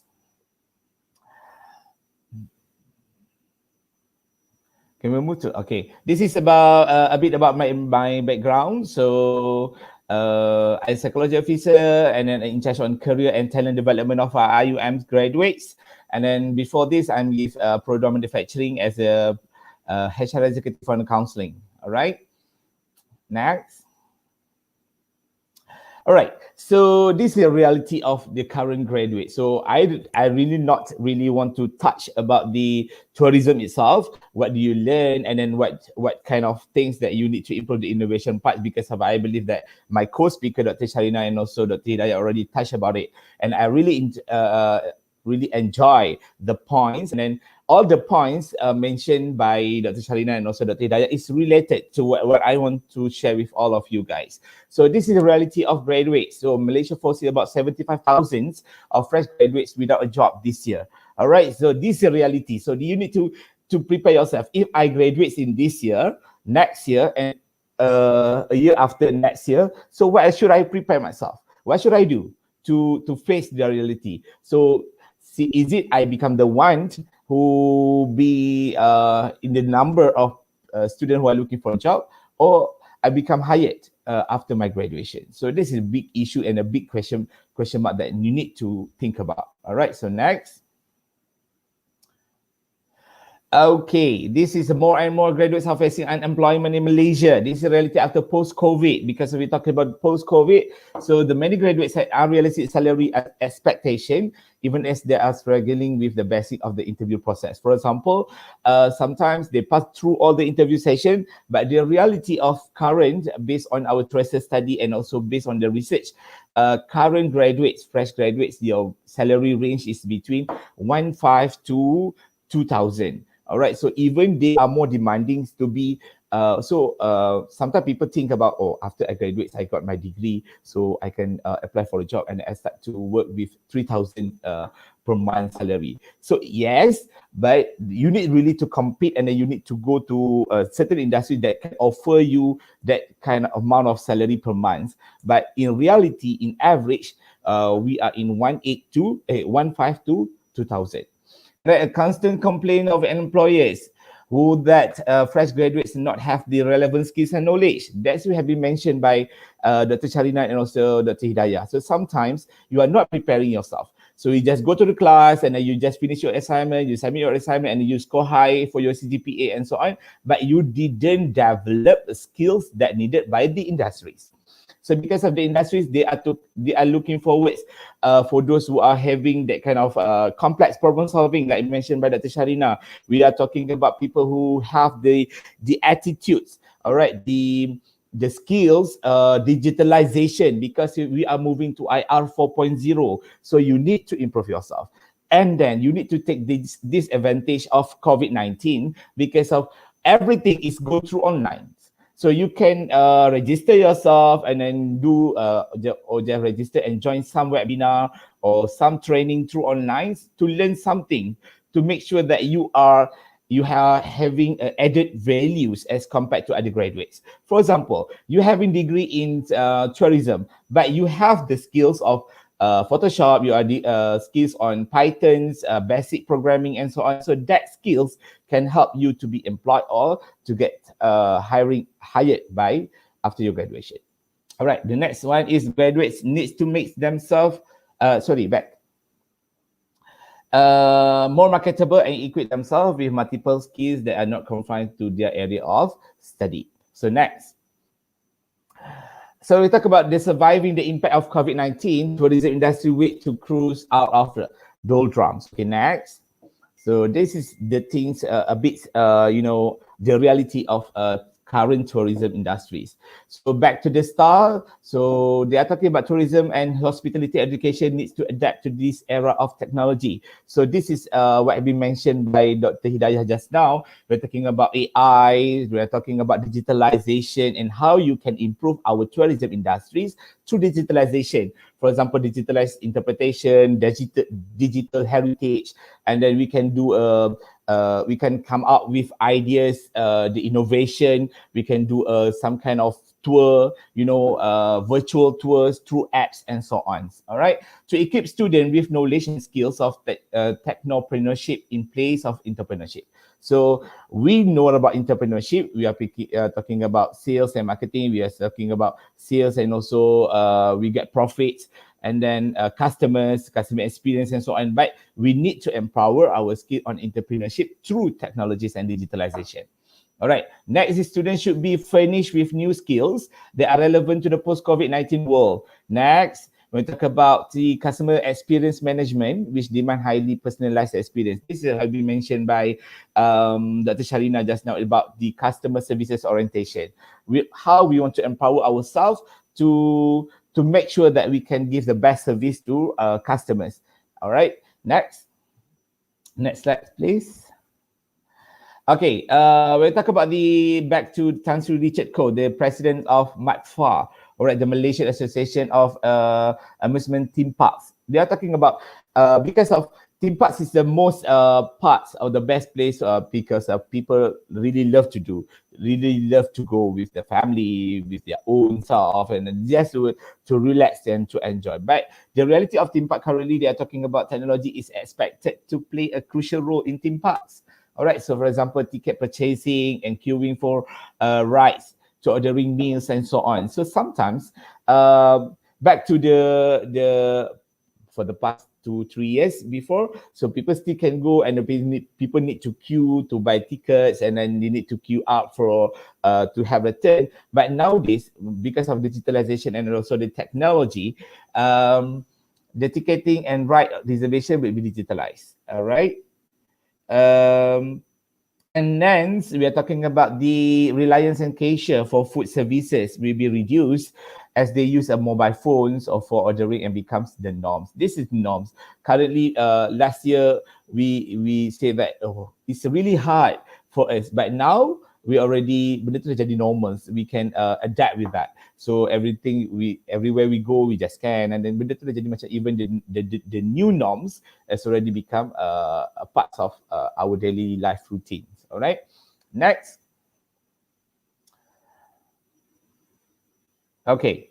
We're talking about the president of MATA, Datuk Tan Kok Liang. We're talking about the tourism industry remains unpredictable and fragile as the pandemic is taking an extremely long time to end. All right, so as already discussed just now, we're talking about the tourism industry is the most affected industry basically because of people cannot go everywhere, people cannot cross the border, people cannot go cross the state, cross the country, and then that affects the tourism industry actually.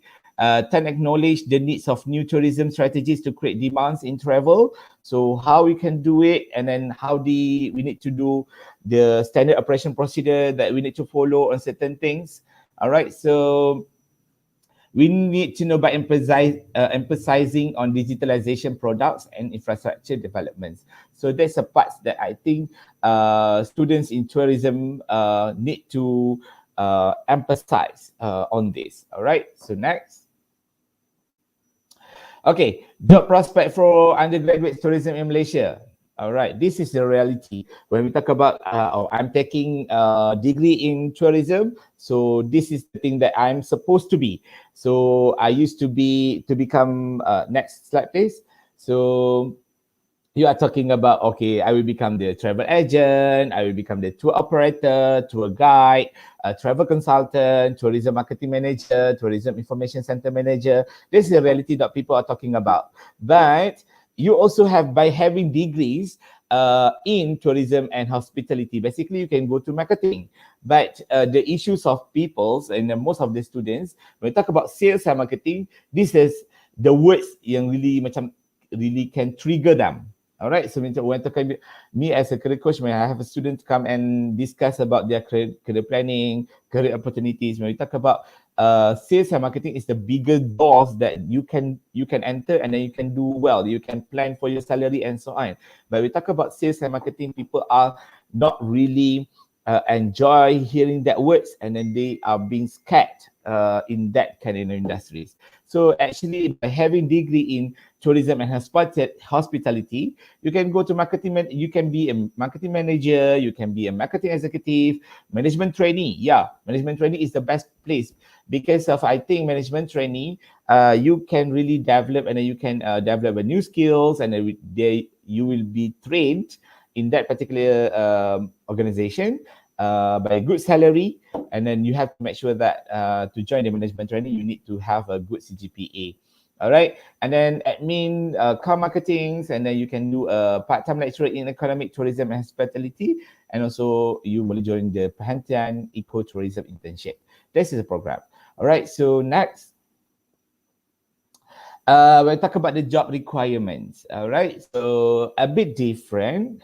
Most of the time it's the same. We talk about the job requirements. So all the courses, all jobs really needs your skill, really needs your CGPA, your attitude, KSA, KASAF.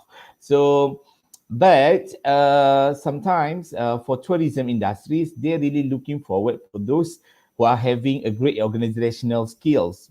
All right, excellent interpersonal skill. Yeah, this is very important because when we talk about tourism industries, you need to communicate with people. You need to communicate with people from other countries. You need to communicate with people from range of economic status and so on. So you need to have the good communication skill, especially your interpersonal skills. All right, and then you're talking about excellent in communication and written skills, but sometimes it's really important for reports, preparing reports and so on. Required languages, Bahasa Melayu, English is a must currently, but if you have additional language, for example, you learned Mandarin, you learn Korea, you learn Japanese language, you learn Arabic language, it will be an advantage for you. All right, and then preferably speak more than one language. Okay, expert knowledge of specific areas such as natural features, historic site, museum, and other tourist destinations. Sometimes it can be the additional value for you. All right, attention to particular details, and then creative and have an ability to solve the problem. This is what mentioned by Dr. Sharina just now about the complex problem solving. Okay, next. That's the reality. So when you talk about your journey and self-preparation, so for example, for you as a first year student, second year, third year, or fourth year, or even final year, final semester, you still have time to prepare yourself. Okay, so the first one is about skill empowerment. So you talk about KSA, knowledge, skills, and attitudes, and current skill needed by industries. So you need to know, because we are moving to digitalization eras, we are moving to IR 4.0. So you need to have the additional skills. So we talk about the additional skills. I would say I always emphasize and I always encourage my students to join webinar or to join online classes. For example, if you're not really having skills in designing, for example, as we mentioned by Dr. Hidayah, you're able to design. Sometimes you have clients, sometimes you can work as a freelancer, sometimes you have the demand by your family to design something. So I think you can use this pandemic COVID-19 times, when you have the free times, you can enjoy the class, you can join the online class to learn the basic Photoshop, to learn about Canva, to learn about basic graphic design, because it's really important for you. At least when you go for the interview sessions, or you go after you're finishing your degree, you have the skills, additional skills for you that not related to your course. I mean, your knowledge. So you have been equipped by the knowledge on the tourism and hospitality, but you have the additional skills that you can do graphic design, you can do poster designing and so on, and then you can join AI. So for example, so I just want to share with all of you guys, basically we are in the process, our career center in the process with SkyMinds. We do the MOU with SkyMind to offer AI for all. So AI for all means that we do give students, instead of you are taking your skills, after you're taking Ustra, and then you are taking leadership, and then you're taking family management, and after that we choose skills. Instead of you are taking sewing, you are taking cooking skill, you are talking about taking other skills, like the football, netball, badminton, and so on. So we are trying to offer you AI for all. So AI for all means that it's open to all courses. You can register, and then you can learn about basic programming. You will learn about basic AI technologies and so on. So at least when you graduate, so you can mention about your skills that you have AI skills that you know about that. All right. So you're talking about digital marketing. So we also want to plan to offer this course by discussing with EDC, our Entrepreneurship Development Center, to offer this digital marketing. And I do believe EDC already have a lot of series of marketing and entrepreneurship training for students. And me myself, I have a chance to join one of the program conducted by EDC. We learn about marketing, we learn about how to become an entrepreneur, and then we learn about digital marketing, how we develop ourselves, and then how we want to empower our digital punya marketing in sales. All right, so that's the thing. That's really important. But sometimes when we have that kind of programs, our students not really interested to join because of they saying that, oh, I'm busy with my assignment, oh, I'm busy with my class, oh, penat lah, I feel tired because of most of the day I have a full class, and then you don't want to give extra time for you in the weekend, so just because you want to enjoy your sleeps. So sometimes most of the class are conducted in weekends, so you can use it, and then you can try to join, and then you can learn something. And then believe me, so that additional value that you have, the additional skills that you have will make yourself valuable as compared to other graduates, inshallah. All right, so and then you need to talk about the reality of work and also the real challenges in the current industry. So we're talking about career exposure and career information. So you need to have this kind of things, and I do believe all your lecturers in your kuliah and also faculty already shared about the current situation of your current industries, but you yourself need to seek for another information, the extra information about the reality of work, the job employability, the graduates employability issues, the job market, the current job market. So you need to empower. Sometimes you need to build up the networking. So like we mentioned by Dr. Sharina just now. So sometimes kita our career center, we organize a lot of programs. So for example, career booster, job hunting strategies program, fly high program, and then what else? A career fair, mega interview, on campus interview. Sometimes perhaps Pago dah akan rasa macam, oh, kita tak dapat pun rasa that kind of programs conducted by CCSE in Gombak. So you can join us. So sometimes we bring all the industry players to come to our campus and then share their thoughts and share with the students. And this is the best way for you to build up networking. So because we have a lot of successful story, which is we conducted programs, students come to the programs, and then students, after the programs, we give you the time for you to engage with the speakers. So after what happened is, there are certain students, they really engage with the speakers, and then the speakers say, okay, can I have your phone number, or you can drop me an email. So these students come back to me and then, oh, Brother Afi, this particular speaker say that I need to drop him an email. So what kind of email that I should drop to him? So actually you just drop an email, say hi, so you are the one who are participate in their thoughts, and then blah, blah, blah, blah, blah, blah, blah. And what happened is, these particular speakers just reply their emails, and then ajak dia pergi minum, having a coffee talks, and after that they will be hired after the program. So this is how you build up your networking, not really just waiting at home and then just waiting and then you just go through LinkedIn and so on, but you didn't take any actions. All right, so you need to do some action. So you need to go and join our program, because of after that you can engage, and then you can have the direct information. Sometimes because of the information that we get from the industries is the best information for me, I think, because of they are in the industrial players, so they know what they want. So whatever that they share is they want you to prepare yourself before you enter in the industries. And the last one is about job demands and also job hunting strategies. So you need to know about the job hunting strategies. You need to study the current market and also ready to cross field. All right, cross field sometimes.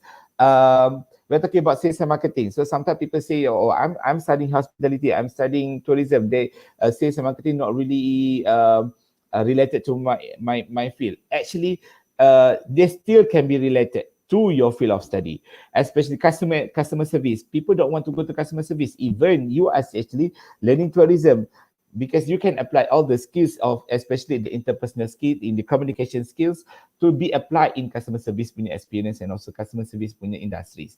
But people don't want to join, or people don't want to try. So that's why I mentioned just now, you need to ready to cross field, because it is the reality of after post COVID-19. So you need to ready yourself to cross field, and then you have to have the ideas. What is the cross field? We're talking about BPO punya industries. This is the bigger industries. All right. So next, I have about another 10 minutes, so I need to go fast. All right. So we'll talk about job hunting strategies. We need to know and then get to know the doors. Okay, get to know the doors. The first doors. Next. Okay, I can go quick skate. Okay, we have a lot of doors. Okay, the first doors is next. Okay, the first door is scholarship. Alright, so scholarship, for those yang ada scholarship, so dia boleh senang dapat. So for example, you been scholar by Khazanah, you been scholar by Sainabi, you been scholar by Astro ataupun JBA. So sometimes this scholarship punya organisation will help you to get or to place yourself in the industries. Okay, next. I takkan touch banyak sikit lah because of I have running of time. So perhaps after this, TPHM can do a special program so we can discuss about the pattern of job hunting strategies punya issues. Alright. So next is internship. That's why I don't know about KLM and also UniKL, how you put your student for internship. So sometimes the best for industry players say internship at the last semester. So in IUM, so we have a certain kuliah already changed their study plans. And then, for example, economics, accounting, so they already changed and putting their internship at their final year, final semester, because of this is a part of the job hunting strategies. So after you go internship during your final semester, and then if you are really good and then you perform well during your internship, so the organization, the companies can already can simply hire you. All right, after you completed your internship. But most of the time, because of industry say, bila you third year, you buat internship and then you are doing good. But and then nanti that industries need to wait for another 1 year baru boleh connect with you and then offer you the job. So masa tu, the place will be replaced for another candidates already. So next, we are talking about, okay, next. Okay, career fair. So career fair is the best parts for you, and I'm not really saying that career fair is the best to get a job. Basically, career fair is the best for you to build up networking. Because of sometimes people go to a career fair, diorang ke jalan and pusing and they just drop. They bawa lah 20 copies of their resume and they just go drop. That's why if we organize career fair, 2 days or 3 days before the career fair, we're going to have a special program for students how to go to career fair. Because when you go to career fair, you need to build up your communication and also build up the networking with the people in the booth. Because of all people who are sending to be in the booth to represent their company actually are HR and recruiters. So you need to really communicate well with them, because of sometimes there are certain big company, dia akan turunkan the higher authority, that people who are decision maker punya people yang dekat booth tu. Sometimes our student fail to communicate well. Alright, so next. We are talking, okay, next. This is career fair conducted by our center. Career portal. So career portal, you need to be more. Alright, so career portal when you are third year, when you are fourth year, when you go to fourth year students, so you need to make sure that you have a career portal punya account. So not really job streets and SPA only. So most of the student bila kita cakap you have a career portal, ada job street and SPA. Alright, you have to go further. Banyak Anizio, kita ada My Star Job, and then we have a lots of things. And then the new job portal actually, I think they can offer you more faster as compared to the old one. Okay, next. Okay, this is you need to have an account Graduan, Kerjat, Job Store, Work, Hired Now, Anizio. Next. All right, so we can discuss further if you have time, more time, 10 minutes left. Okay, career boot camp. So previously we do organize career boot camp. So career boot camp, so we taking student final semester after you finish your final exam. So you need to attend the career boot camp after 3 days and 2 night program. So after that you will send to the interview and then you will get the job. This is career boot camp punya objective. Next. Okay, next. Leadership Summer Camp Ambassador Program. So we have in Gombak, we have Maybank Ambassador, KPMG Ambassador. So sometimes we are trying to get some companies, especially we already discussed with perhaps with Times ataupun Berjaya Groups. So because of Berjaya Group ni dia banyak cawangan-cawangan bawah dia that can help our tourism students. So inshallah pray for us so we can do the kind of ambassador program and also a special program for tourism KLM with Berjaya Groups. Okay, next.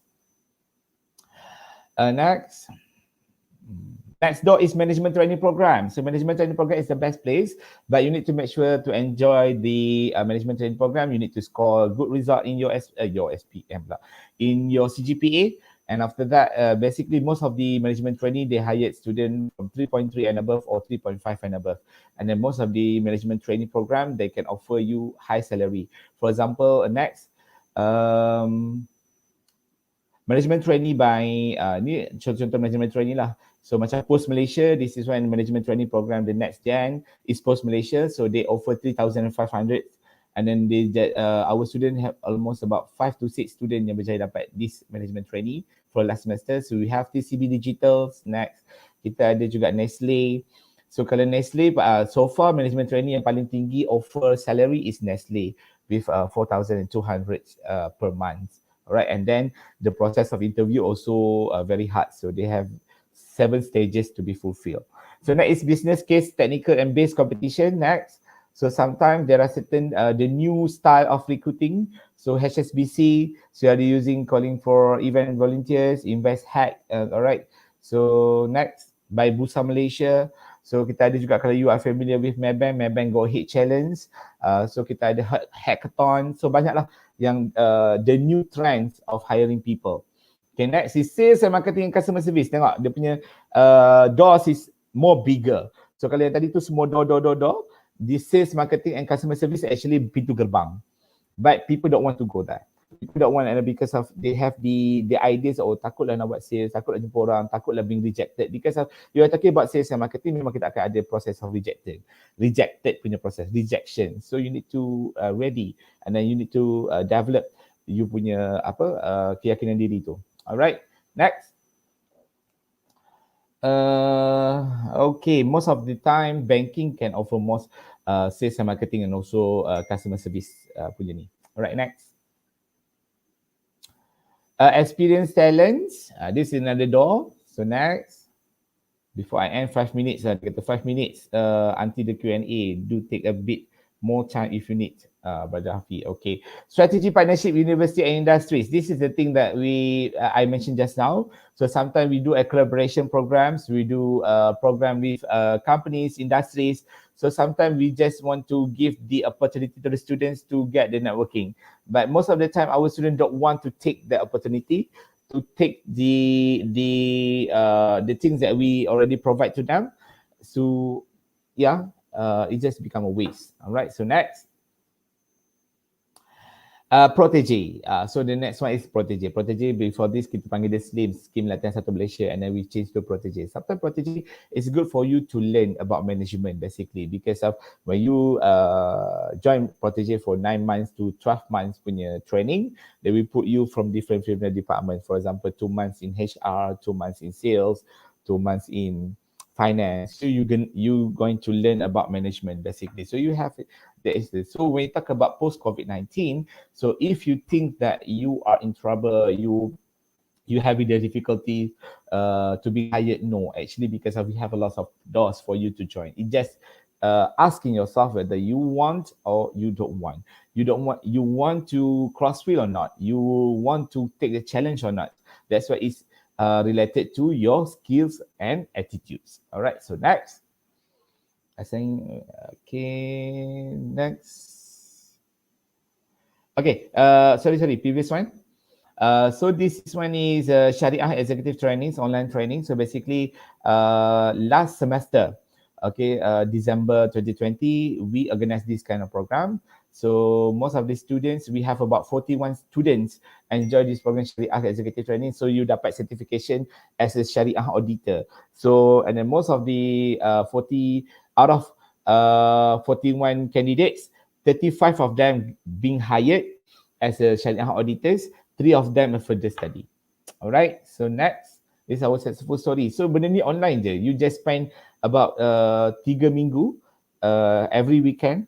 Alright, so Saturday, Sunday for the first week, and then next week, and then another weeks. So after that, you'll be completed, and then you'll be hired as, and then you have the additional value as you have the certification with you. So sometimes you I'm degree in tourism and hospitality with as a certified Sharia compliance. Kalau orang yang dalam bidang psychology, certified NLP, neuro linguistic programming, or I certified career coach, I certified.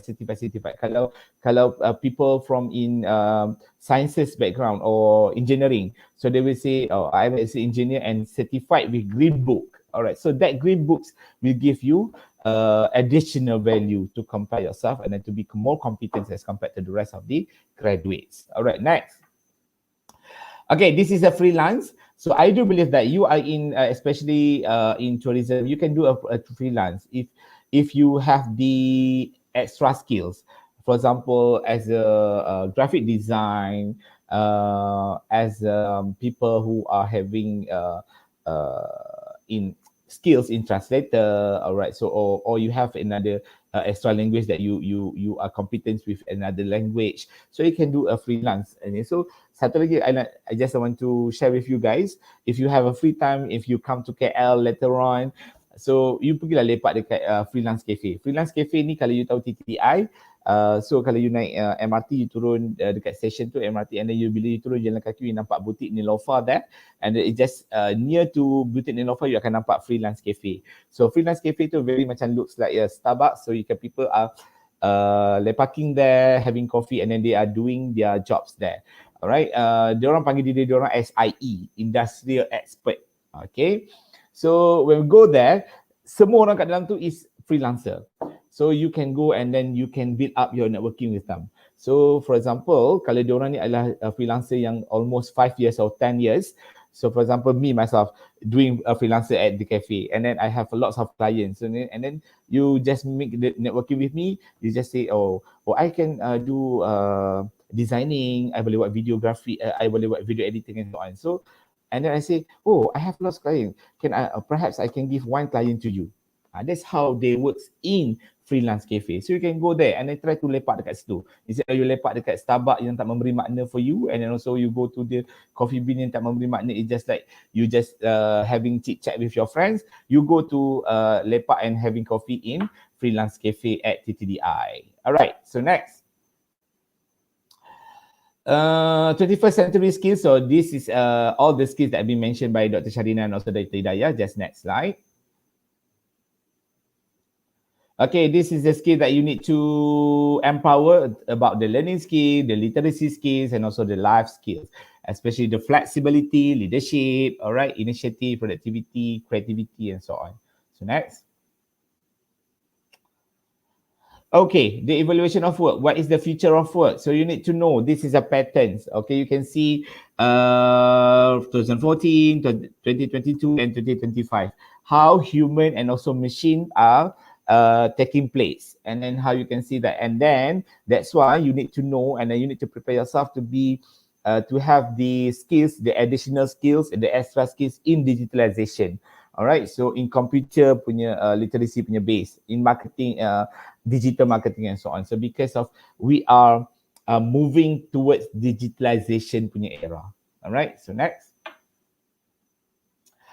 Okay, the triangle of success. If you don't know, just ask. Okay, if you don't know, just ask. Okay, after this is a Q&A session. So ask means that you need to prepare yourself in terms of attitudes, knowledge and skills. But people, most of the industries, they really want to hire people based on the attitudes because they believe knowledge and skill, they can be trained. So after I hire you as my workers, my employees, I will send you to training to empower your skills, to empower your knowledge, but the attitude is remain there. So that's why they want to seek people with high self-motivation, self-confidence, integrity, honesty, optimism, enthusiasm, cooperative, and also commitments. All right, so this you need to show in yourself. Okay, next. I think my last slide, I think after this. Okay. This is the things that why skills are knowledge and is learnable. So you can basically it's not really it's not really something that you can learn. Okay, and then it's possible for you to learn. So you cannot say that, oh, I'm learning in this course and it's hard for me to learn something that related to programming, something that related to big data, something related to problem solving and so on. So yes, it's possible actually. Okay, next. The success profile. So you need to know about the competency, which is what people can do.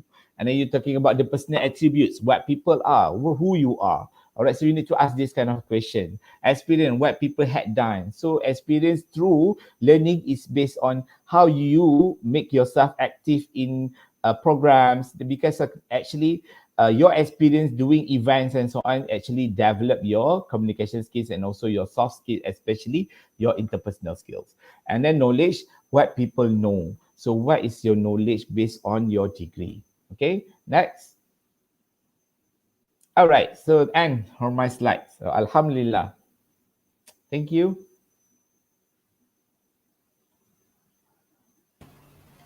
Thank you so much, Brother Fifi, for the clear idea of career in tourism industry.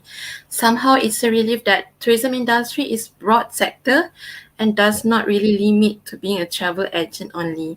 And hopefully rezeki is with us when we apply to be employed in the future. All right, so moving on to the Q&A session, I know that all participants are eager to ask questions to our speakers. Feel free to blast your question at the live chat.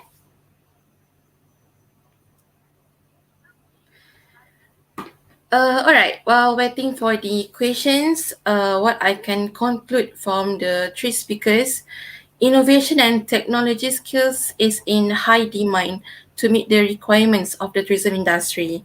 I agree with three of our speakers. We need to join webinar courses regarding innovation to improve our skills, as well as we need to seek the reality of the current job market, like what Brother Fifi mentioned before. Build up our networking, send emails to company to engage aggressively to the industry player, right? So do we have question? All right, our first question. I have a question for Brother Hafifi. What are the best strategy for searching for internship place? Should we send multiple resume to multiple company? All right, so yes, basically we're talking about the sending multiple resume to multiple company. Yes, that's the answer is yes. But the best strategy is like you know already that when you will start your internship. So basically you need to search for the place for internship at least 4 months or 3 months before the dates. All right, so you kena hantar awal. So sometimes you need to be proactive. Not waiting with the kuliah, because of most of the students, they're already waiting for the kuliah to come out with the list, and then kuliah will prepare all the letters. But you need to be proactive. You can sending the email first to certain companies that you are looking forward, that you are really interested to join and then to do your internship there. And then you can get some advice from the career center.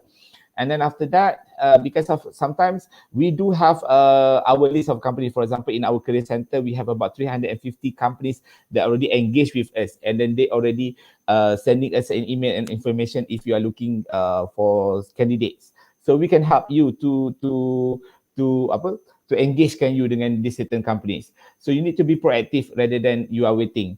So after that, you can preparing your resume, how to make it, because of everybody can prepare resume, but sometimes how you want to prepare an impressive resume. So you need to have the resume consultation to make sure that your resume is impressive enough, to make sure that your resume is something that industry is looking forward.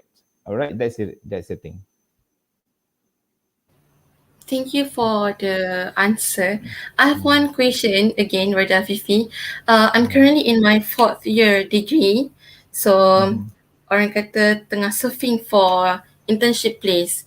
So in TPHM, we need to have 2 times internship. So I'm going to have the last internship at a place that I can work there after internship. So from your opinions, how do I secure to be in that company? Okay, the first thing first is that's why I think I just mentioned just now. It's good for a certain kuliah, certain faculty. They change the study plan, so put all the your internship at your final year, final semester. Because if you're really doing good, so they can hire you easily. That's number one. Number two is how you bring up yourself and then how you show your talent, how you showcase, basically showcase, not show off. Yeah, basically how you showcase your talent during the internship in the industries. So all the skills that you have and then your job performance during your internship actually is the criteria ataupun penentu whether you can be offered or not by them. So sometimes you need the skills because when you, for example, you having 3 months punya internship punya periods. So during the first month is your adjustment period. So you adjust and then you try to understand the industries, you understand the company, you understand their expectation, the objective, and then what they're looking forward. And then the second month and the third month is your performing punya month. And usually our student ni most of the time our client yang come across to me and so diorang masih lagi adjustment tu sampai 2 bulan adjustment. So you have another 1 month je for you to performing. So kalau kita tengok the forming punya stages pun kita ada forming and then brainstorming and then norming and also performing. But now we're talking about internship. You start the first month, the first ataupun 2 weeks or 3 weeks lah you use for you to adjust. But the rest of the remaining of the time allocate for you to do internship is for you to performing, to showcase your talent, to showcase your skills. Shows them that you have the extra skill that you have, not really just skill yang dia nampak atas paper as a tourism and hospitality punya student, tapi you have another additional value. Okay? Okay, that's new for me. Alright, do we have more questions from the floor?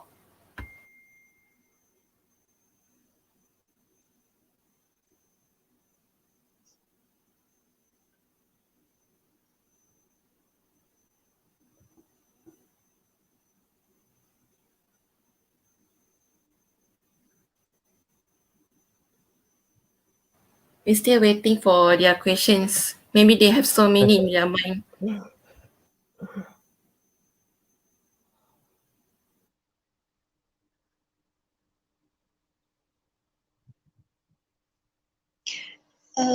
Maybe while waiting, I just want to add a bit of from my presentation. Boleh ke?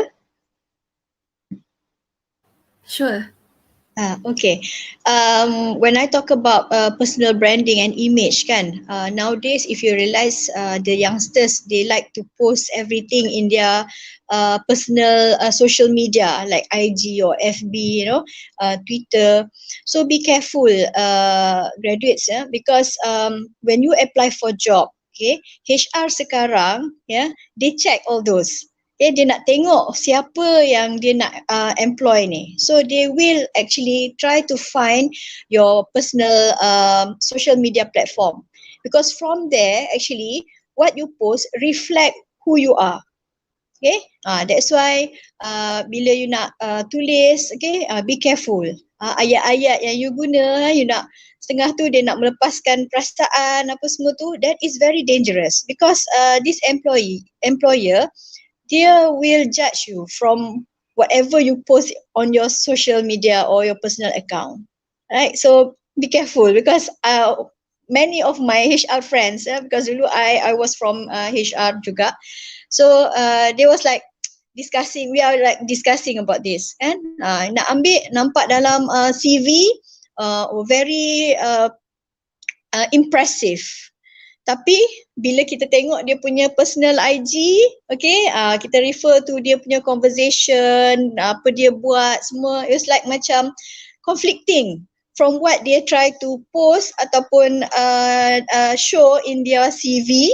Okay, I tahu ni, I buat ni, I macam ni, I have all this, but in their personal social media, it reflects otherwise. So be careful, right? Sekarang ni walaupun you apa orang kata apa dia tu, private kan you punya account, right? But somehow, okay, the beauty of this all digitalization, right? Mungkin kawan you tu, your friends, among your within your friends list tu, is like macam kawan anak the HR boss. You understand what I mean, you know? So they still can see you. They still can, oh, this is the person who actually apply for a job at my office. So nanti dia pun start lah, stop. Be careful ya, HR dia memang suka stop account employee dia. So be careful of what you post or you try to show in your personal social media, especially IG. Thank you. Betul-betul. I do agree with Dr. Sharina. Basically, our IG is our 24/7 resume actually. 24/7 Exactly. resume. So, and then people are saying this resume tu macam apa yang you post. That's why sometimes kalau budak-budak 4 year ni kita ada satu program. Namanya program kita tu dah make up your social media. Dia nak make up diri dia. So make up dia social media. So you need to post. Betul. Tapi tak tahu lah dekat UniKL macam mana. But dekat UAE ni ramai sangat budak-budak kita ni, they are having social media, they are having Facebook, they are having IG, tapi sendu sendawa. Kan? IG dia masih lagi gambar kartun, gambar muslimah-muslimah kartun, gambar bunga, gambar. It's okay for you to have that kind of pictures. But sometimes you dah moving nak pergi masuk ke dunia industri. So you dah kena start to self-branding. Bawa diri you. So kenapa? Right. Kat situ dia ada satu interpretation of the industry. Oh, budak ni tak confident kot. Sebab nak tunjuk gambar dia mesti yes. And then bila masa posting, apa tu lagi? Gambar kadang-kadang macam Instagram ada account tapi zero posting. So memang ada isu, budak-budak UAE ni ada isu lah. Macam for example like, macam dia kata, oh kita tak nak menunjuk sangat daripada Afi, we don't want to show off, kita tak nak ni, saya ada limitation. Yes, we do understand your limitation, but in terms of make up your social media tu, you kena posting. So kalau you ada limitation untuk, bukan kita suruh letak gambar selfie, kita suruh letak gambar macam letak gambar you are having discussion, you are doing presentation, gambar-gambar macam tu untuk show. Benda kat situ orang ada impression, okay budak ni mesti ada good communication skill, budak ni mesti ada leadership skill. Macam tu lah. So you need to make up your social media. Betul. I memang agree on that. Take note ya, all the graduates. This is very important. Right. Second question. Assalamualaikum speakers and moderator. Waalaikumsalam. I would like to ask regarding the use of innovation and technology. Does it make the opportunity for job becoming hard as more people rely on technology now? Instead of using the survive of the continuation. Okay, maybe we can have Dr. Hidayah. Okay, for this question, I know that especially because of the post-COVID is actually we are going forward in terms of relying towards this innovation and technology. But it depends on the context of the things, because when talking about tourism, it's about the real experience. Still, even that we use this, smart technologies, etc. But then people still want to have this physical experience, still want to talk someone, okay? still want to talk with the local people, still want to talk with the, every single services and then engage with them. So it depends. For me, like for the technology is like a part of a platform, but in terms of tourism, we still want the physical engagement. So it depends on what are the scopes or the environment or the landscape of the tourism industry that you want to go. Okay, for marketing, I think memang dah kita dah tahu lah, memang fokus on digital marketing lah, because we're talking about promotions, we're talking about engagement with the to sell your products, but the real experience masih lagi physical. So basically it depends on how you want to detect what are the job scope that you want to go. Okay, tengoklah, kalau mungkin ada yang memang saya tengok dalam student ni, they have like a different kind of personalities. Yelah, everyone have the individual kan. So some dia memang tak pandai bercakap, tapi very good in terms of the back things, macam kerja-kerja belakang ni, dari segi development, development of app, semua tu. So if you have that kind of skills, you just need to improve communication skill lah, because you want to pitch your idea. Tu je lah yang you can improve. But your base, maksudnya your strength is actually about the innovations, applications, semua tu kan. So if you have this kind of job, so why not? Because saya cakap dengan student kan, kalau dalam tourism, dalam Ministry of Tourism, MOTEC tu ada 13 level kan, 13 tingkat, 14 tingkat. Jadinya setiap tingkat tu ada dia punya scope and kerja dia lah. For promotions, there are the promotions, and then for development, there will be developments, and then there will be a licensing. So it depends on you on how you want to create your own personalities, your interest in a different kind of job. So in terms of innovation, yes, ada, tetapi there are a lot of scopes that you can look at. Okay, jangan limit lah bila kita kata innovation dengan ni je macam semua dah takut dah kan. But innovation is not just about the apps, applications. Macam tadilah yang saya bagi example, inovasi dari segi produk, macam mana mangrove tu dia jadikan produk kepada kalau kita tengok Indonesia, I think for me Indonesia and also Korea is very good in terms of product development. Okay, macam mana daripada mangrove dia jadi produk untuk canting, jadi canting batik. All those single things, bila kita kata inovasi bukannya setakat teknologi, inovasi produk tu sendiri. Okay, tu saja. Thank you, Dr. Hidayah. That's clear, totally clear. Alright, next question for Dr. Sharina. Dr. Sharina mentioned that we as tourism students should get professional certificate like the Green Badge. Can you tell us where to apply that? Okay, actually all these batches belongs to MOTEC, right?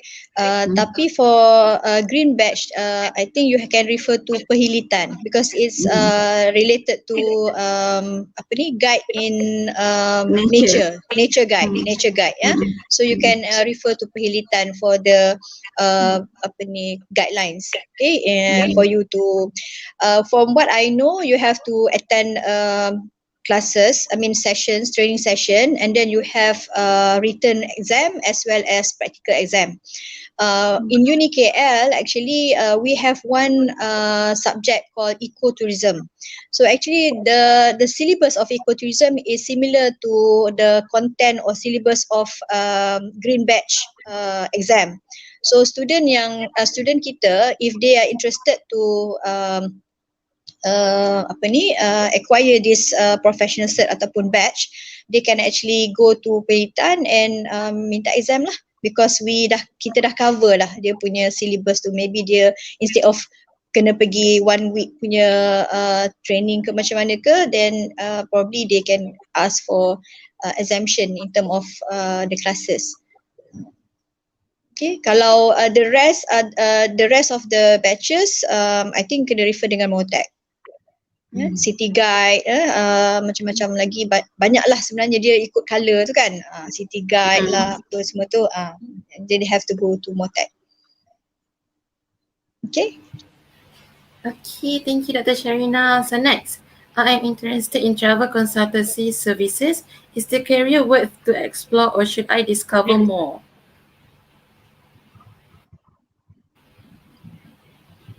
Maybe Brother Hafifi.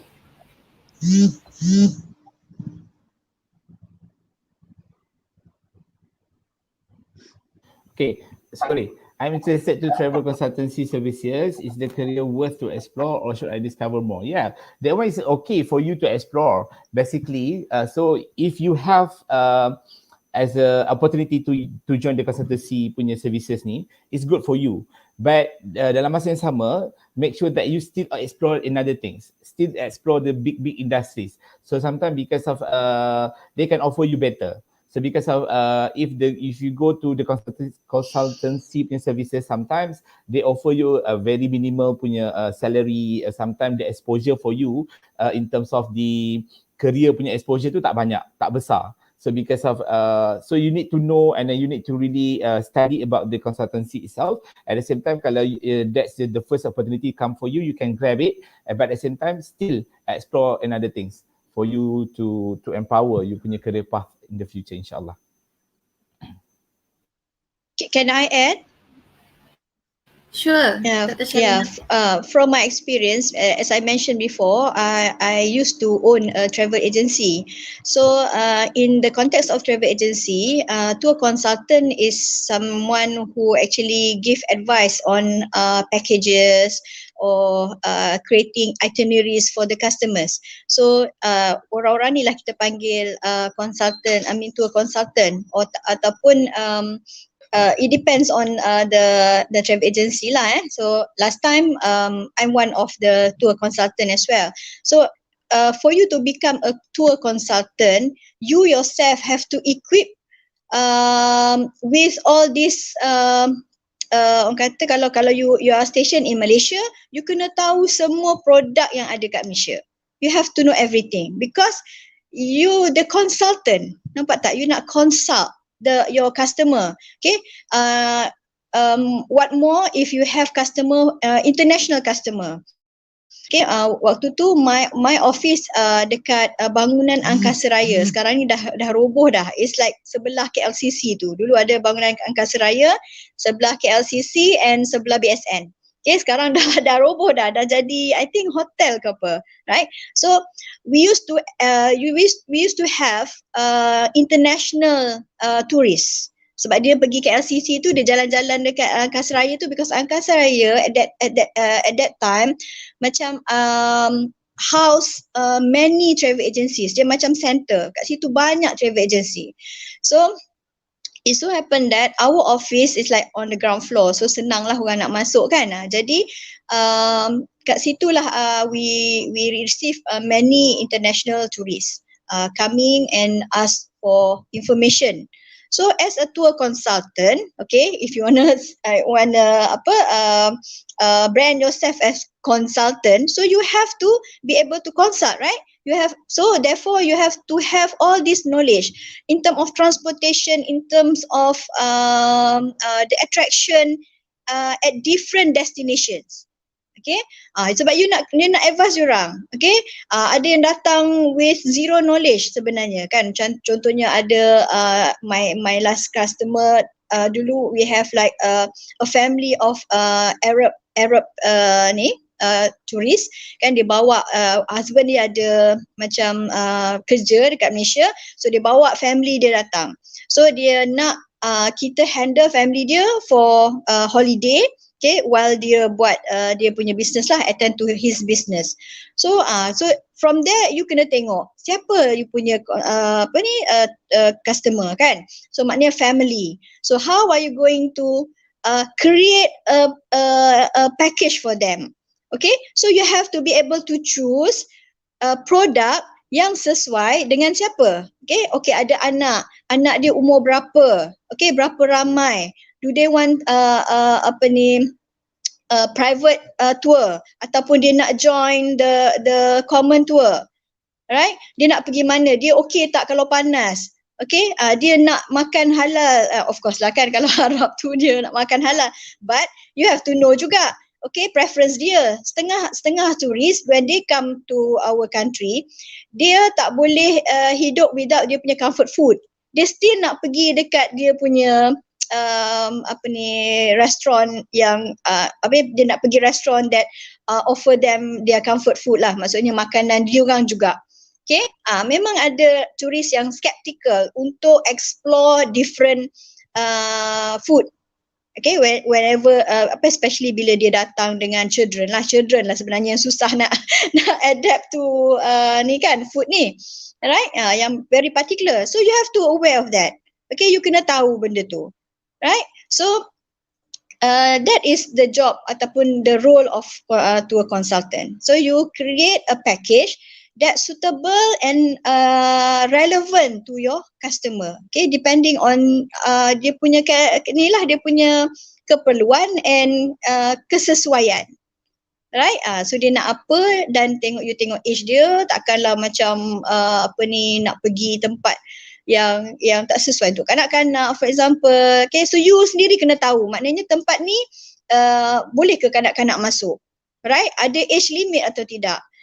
Ataupun ada cover fees atau tidak? Okay, ada tiket kena masuk, kena bayar tiket ke apa ke, you kena tahu. The product must be at your fingertips. Baru you boleh consider yourself as consultant. Otherwise, no. Okay, you tak nak macam saya tak sure, I don't know. So that will not give a good impression lah for your customer. Okay. Okay, Dr. Sharina, wow, that's a good experience for you for having a travel agency, right? Right, so do we have more questions? Oh, alright. So to all participants, you need to fill in the evaluation form, and the committee will share the form through WhatsApp group after the program ends, inshallah. Right, do we have more questions?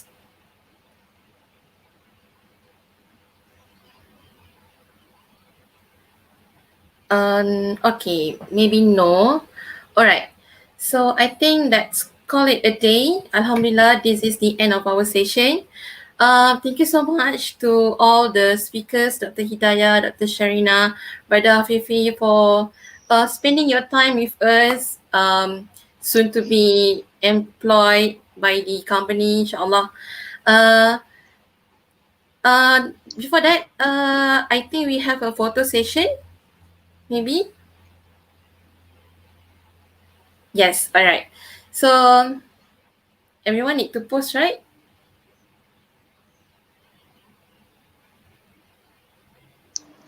Alright.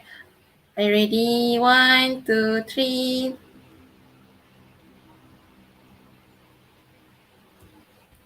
Alright. One more. 1, 2, 3. Alright. Alhamdulillah, I think that's what the webinar, the limitation, right? So yeah, Alhamdulillah, thank you so much to all participants, to all speakers. I hope all the knowledge, all the ilmu that the speakers give to all of you will be useful in the future, inshallah. Thank you. I think this is too early, but selamat berbuka, insyaAllah. And yeah, have a good day. Assalamualaikum warahmatullahi wabarakatuh. Waalaikumsalam. Thank you so much, Thank you. everyone. Hari Raya. Thank you. Hari Raya in advance. Selamat Hari Raya.